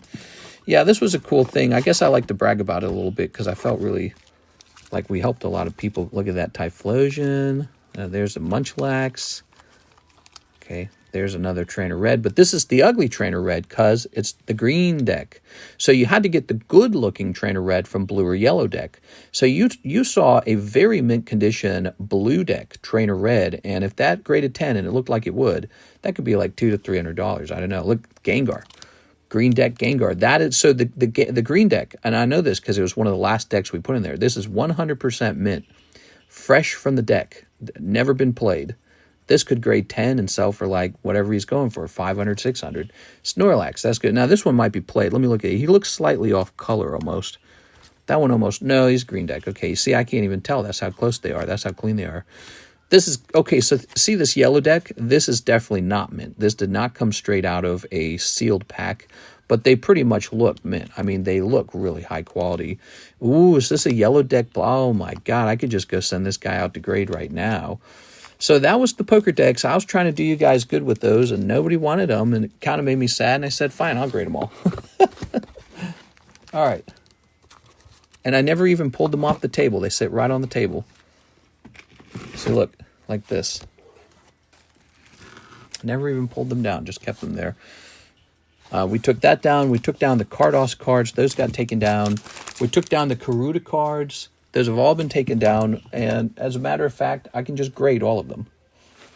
And there's no rush to grade them. I can just grade 5 here, 10 there. There's no rush at all. I can sit on these cards for 20 years. And so I've stockpiled the poker cards quite well. One of my favorite sets. I think I'm done stockpiling them for a little while. Thank you so much for the order, Gabriel.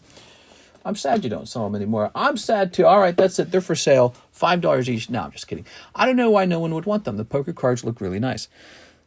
I don't fully understand it either. They just weren't selling. They did sell at one point. They would sell like in high volume. And then I think people just got bored with it. But you got to remember, like 2024 was not a great year for Pokemon. And so that was kind of the time period where I noticed people weren't picking up that many of the poker cards. It was like a rare order. And it was taking up so much room on the menu. And I'm like, what's my incentive to sell these anyways? I can just grade these and they would sell for way more. So what's my incentive for taking mint poker decks and putting them into a random grab box for $10 a card? Emmanuel Valencia, shipping. I've shipped before. I have about 8 slabs. That's a lot of shipping. That's a lot of nuts. So let's see. Maybe this box will do it. I don't know. I don't think it will. Can I buy some? No. So the poker cards are not for sale anymore. And we're going to continue to grade them over time. And I have an amazing supply of them. And I'd love to show them off because they're one of my favorite things. And I've told people you should buy some poker cards if you like. You don't have to, though. You know, they're not what they used to be. They used to be really, really, really cheap. Poker cards used to be very, very, very cheap. Now they are reasonably expensive. So now you have to start comparing them to everything else. I mean, did you see this Alakazam? Look at this Alakazam. 300. That's up from 250 as well. Red deck Alakazam. Just one card. So the poker cards have become reasonably expensive over time. And now you have to think about if you want it. It used to be back in the day, this Alakazam maybe was like $100 or something like that. And it was like, yeah, I'll pick up an Alakazam. From 1996. Look at that time period. You know what else came out in 1996, right, guys? The base set. Yep, those were released with the base set. And so I think of them like Top Sun. I think of them like Carddass. I think of them like all these other interesting things. All right, let's see. They're in that special category, Merlin, whatever. What are those stickers that they had in Japan? They had not Menji. Kamada, I can't remember. Konda? No, that's not it. Emmanuel Martinez. Oh, no. That's not what we want. Emmanuel Valencia. Haha. We got the right guy. Thank you, Emmanuel. You're too kind. I've quite a bit red, yellow, silver, and some green, blue I got from you. We're going to hit yes to that.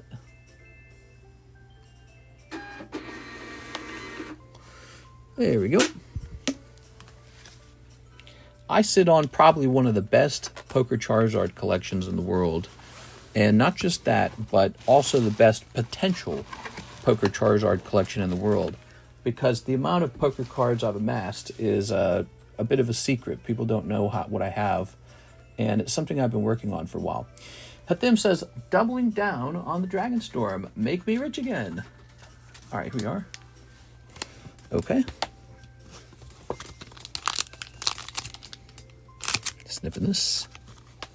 Isn't that Blossom sweet? That's a vintage Blossom. It's a Yukimori, right? Yep, Yuka Mori.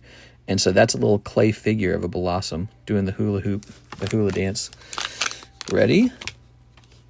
Soldier. Oh, he's a soldier. Eshki Dragonclaw. Aight. Your stillness in motion. Sarkhan, Dragon Ascendant. Colossal Grave Reaver. Marang, River Regent. Okay. Island. Storm Shriek Feral. Durgar Island Dragon. Skirmish Rhino. Dragon Claw Strike. Roiling Dragon Storm. Gurmag. Fire Rim. Arishin, and Durgar. Okay. I do not even think I could get all of the poker cards in here because they are so spread about in the receiving area over time. Something I have to work on, really. I have to have a box and start putting them all away at some point. They're stacked like sky high. I spent, who knows, maybe like, wonder how much I've spent on those suckers. Overall, I've probably spent close to 80 to 90,000 acquiring the poker cards. Here's a Thim. If I could get them all in one room, you'd be shocked. Absolutely love them. One of my favorites. There we go. There we go, Mr. Hathim. I'm a poker card whale. Okay, so we're out of orders, which is perfect, because I'll go grab some poker cards. Give me a minute.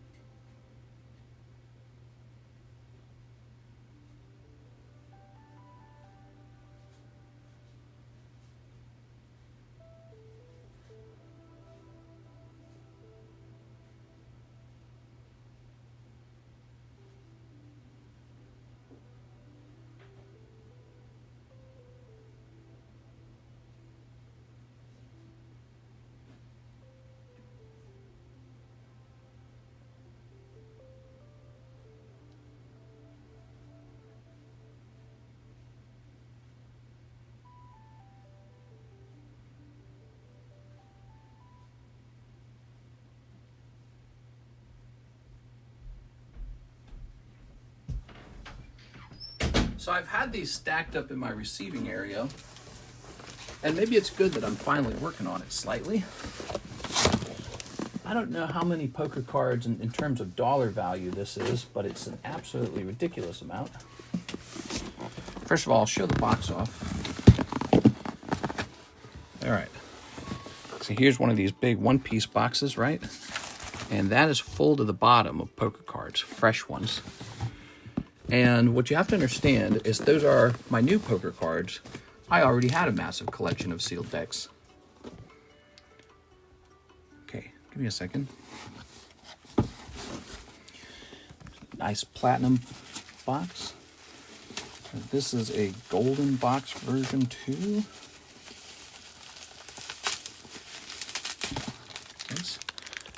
Nice.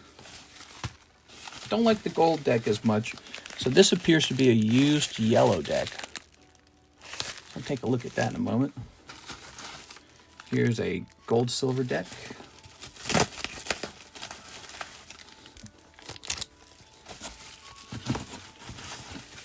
Here's a green red deck. feels kind of light. I'm betting didn't have both pieces in it. Here's a green-red deck. Wait, we have to zoom out for this. All right, there we go.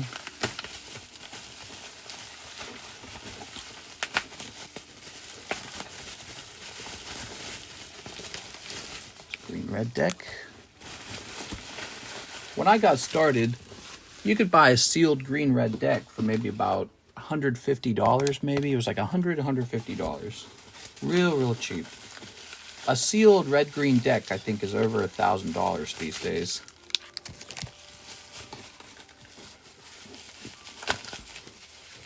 What should I buy next, says Mr. Thim. Ooh, that's a great question. There we are.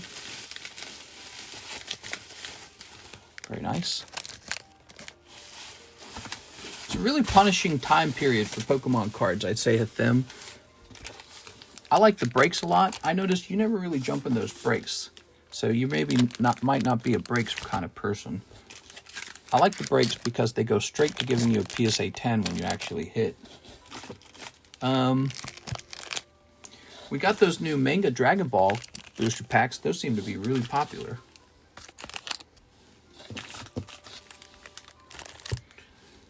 Those are pretty new. The Magic the Gathering Final Fantasy cards are really popular. This appears to be a used one. So you can see I don't just buy the brand new ones, although I do buy brand new ones as well. That might be a sealed yellow deck. Those are insane.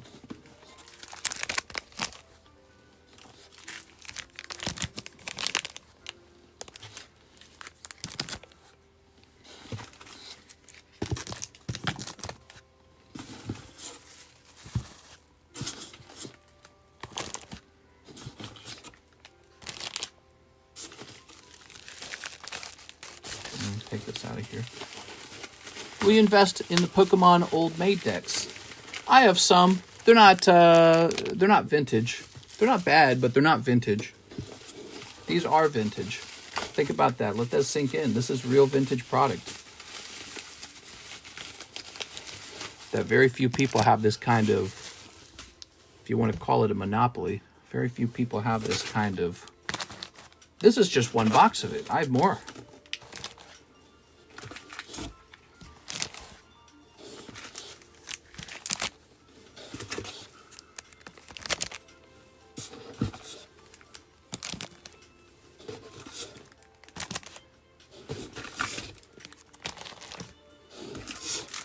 That's probably a sealed deck.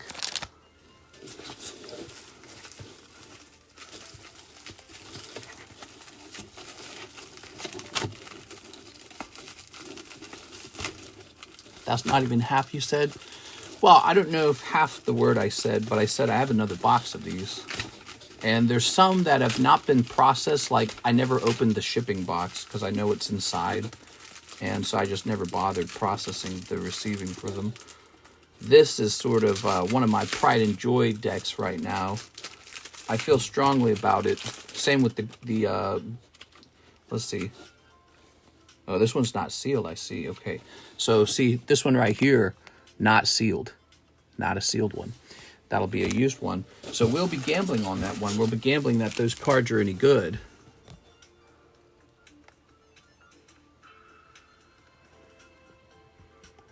So what do you think that costs? How much money you guys think that is? I don't even know. Adam might know. Adam, how much money do you think we just showed off there? What would you bet that amount of money is? 1, 2, 3, 4. I got to know a little more about these yellow decks. How many of these are used and how many of them are sealed? I've seen all these on eBay. Yeah, you can run into them on eBay for sure. Okay, that one's, so both of these yellow decks, both of these are used. Those aren't sealed. 20K, that could be right. I don't know. 1, 2, 3, 4, 5, 6, 7, 8.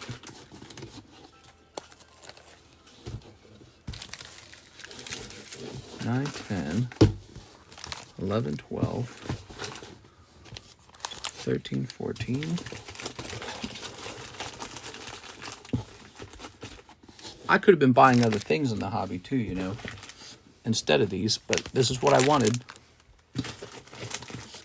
I really do like the poker decks. If you ever hear me say I don't like them that much, that's just what I'm supposed to say. So, oh yeah, those poker decks. Oh yeah, whatever. Poker decks are lame now. It's all about blah blah blah thing. Forget about those poker decks. This is an interesting set. It's okay.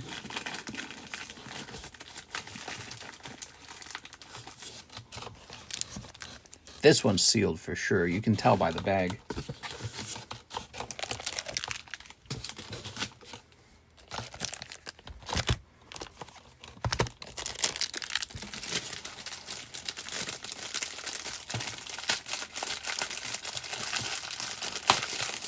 Couple 100,000?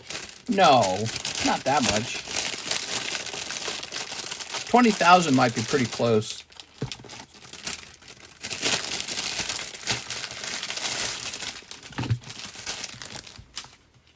Okay. This was nice. I got to process this. See the sun coming up. All right, great. So here it is. That is 20 years of gradable poker cards. 20 years. I won't grade these very fast, trust me, so you don't have to worry about the market ever being flooded. Real slow.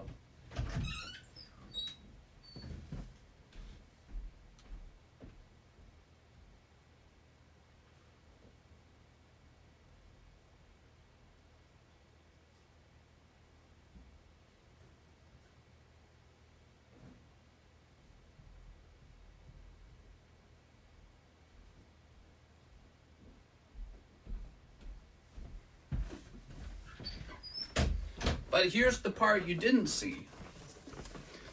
Still here? Here's the part. Whoa.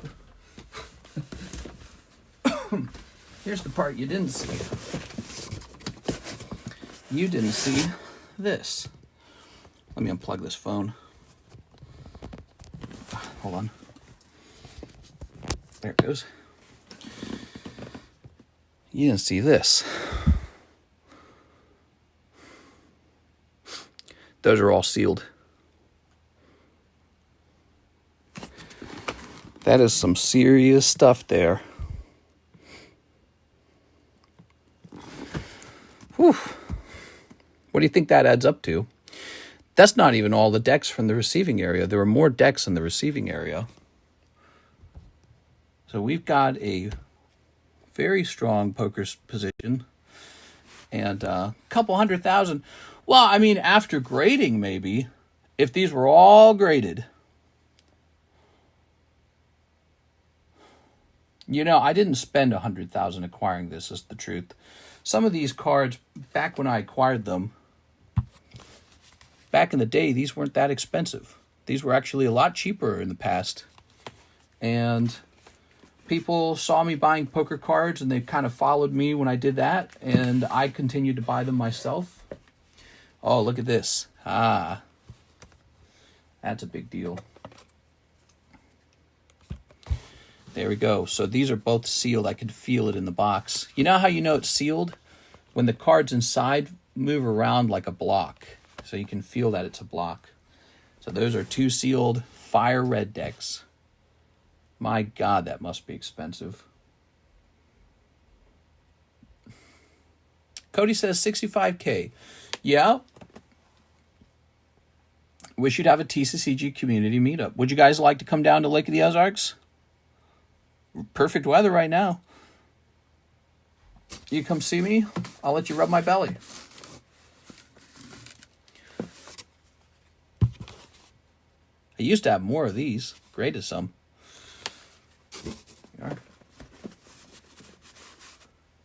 All right. So let me put this over here. If you come all the way over, I'll let you take a free box of bulk. I will not rub the belly. That's like a 5-hour drive.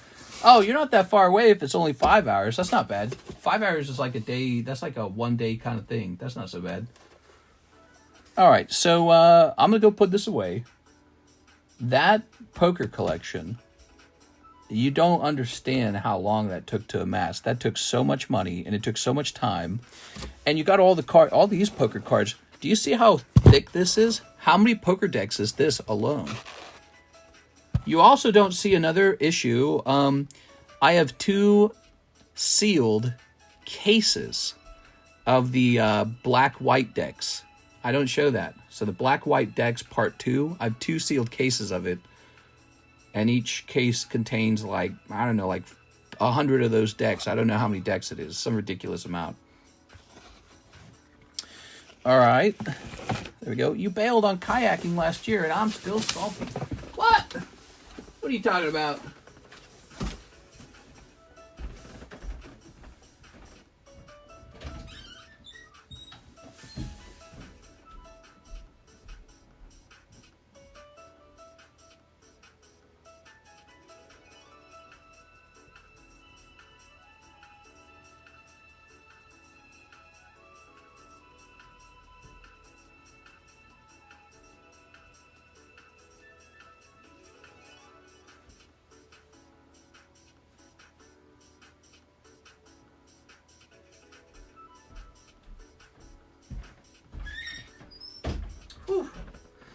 I think what you guys have to appreciate about that collection that I just showed you, what you need to appreciate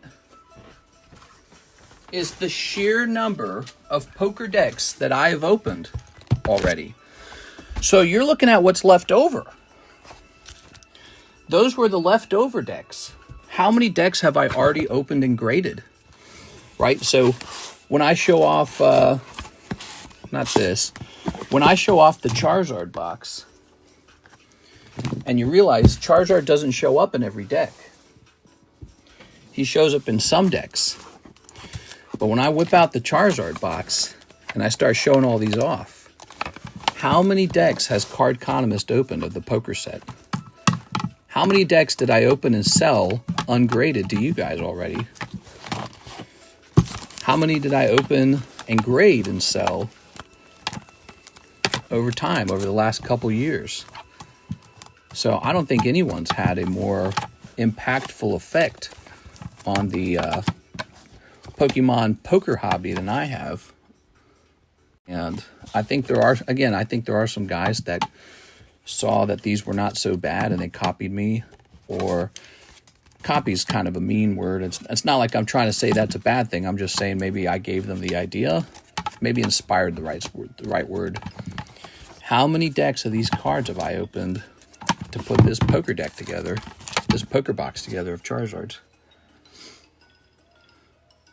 So we've opened like 100 vintage decks already just together and gotten rid of those. Those are gone forever.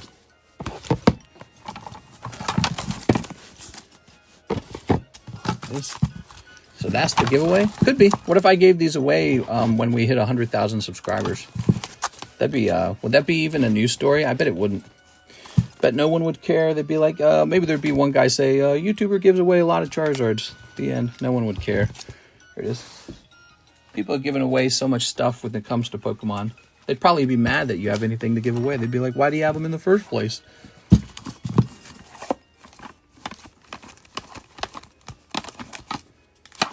Love them. Each deck is guaranteed one Charizard. No, it's not. That's the craziest part, Kevin. So you saw those Zards, right?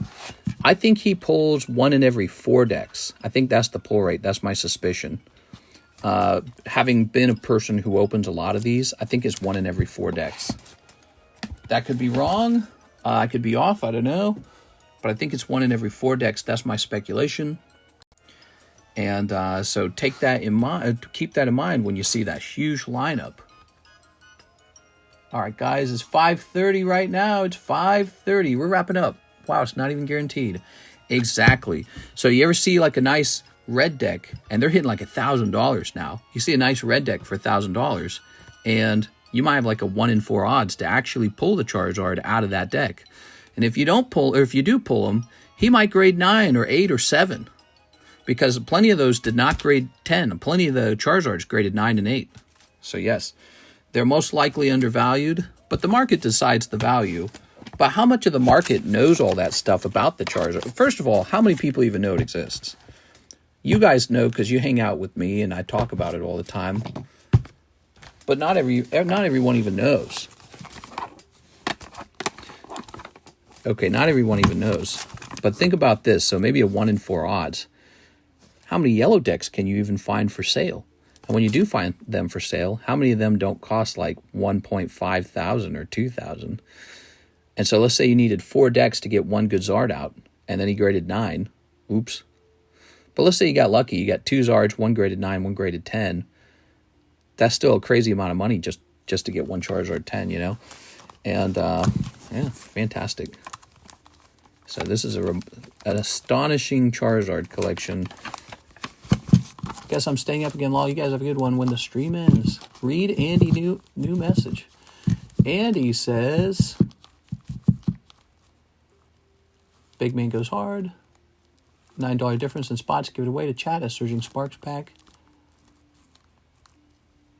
Oh, I see what you're saying. You're trying to host a little giveaway. Tell you what, save it for the daytime stream for the next, what is today? Today's Saturday? Save it for the nighttime stream for Saturday, okay? We're going to wrap up here. It's the very end of the stream. Let's do it in the middle of the next stream so everyone gets to enjoy it, huh? But we have to give away Andy's card first, okay? So we're not ending. Don't go anywhere. Let's give away Andy's card now. Just enjoying my collection here. I hope you guys enjoy your collection too. I'm all about that. Now, we had a nice card from our friend Andy. Here it is. We have Lord Pop-Tart in there. We're going to go 1, 2, 3, 4, 5. James Trimble made it in. Landing on 1. It didn't matter. Lord Pop-Tart got it. Who's Lord Pop-Tart? What's Lord Pop-Tart's name? I don't know who he is. So he actually won. And I don't know which bag to put this into. How much is a Poker Zard? So it depends on which color you want. The Poker Zard green will be the cheapest one. Many people will sell their green Zard because people are prejudiced against the green deck. So PSA 10 Poker Charizard. I don't know why. I don't hate green deck. I buy green deck Zard. I buy all of them. So it looks like you just got the 2 options. So this is all that's left on the market. These 2 right here. The green deck from Italy. Many people are nervous to buy from Italy. And then the red deck, $1,500. That's all that's left. And I'm not saying to go FOMO buy that. It's just, in fact, it's been sitting there a while, so that might be too expensive. You might be able to get it cheaper if it goes to auction. So you might wait for auction or something, okay? I myself haven't bought it, so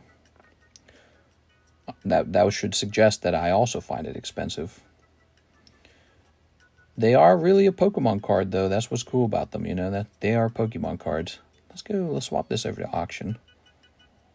Okay, let's see. Yeah, there's no data on it selling in auction. That means that, I feel like that means a lot of people have not sold their Poker Charizards.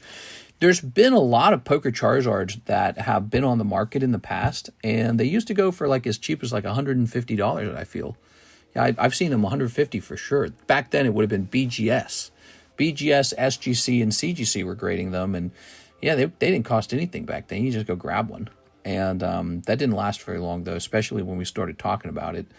And then PSA started grading them. And so people really want the PSA 10 version. And those are really hard to get because by then, some had already been graded. The cost of the decks had moved up. So you're getting the whole history. I better wrap up here, guys. It's getting real late. I see the sun.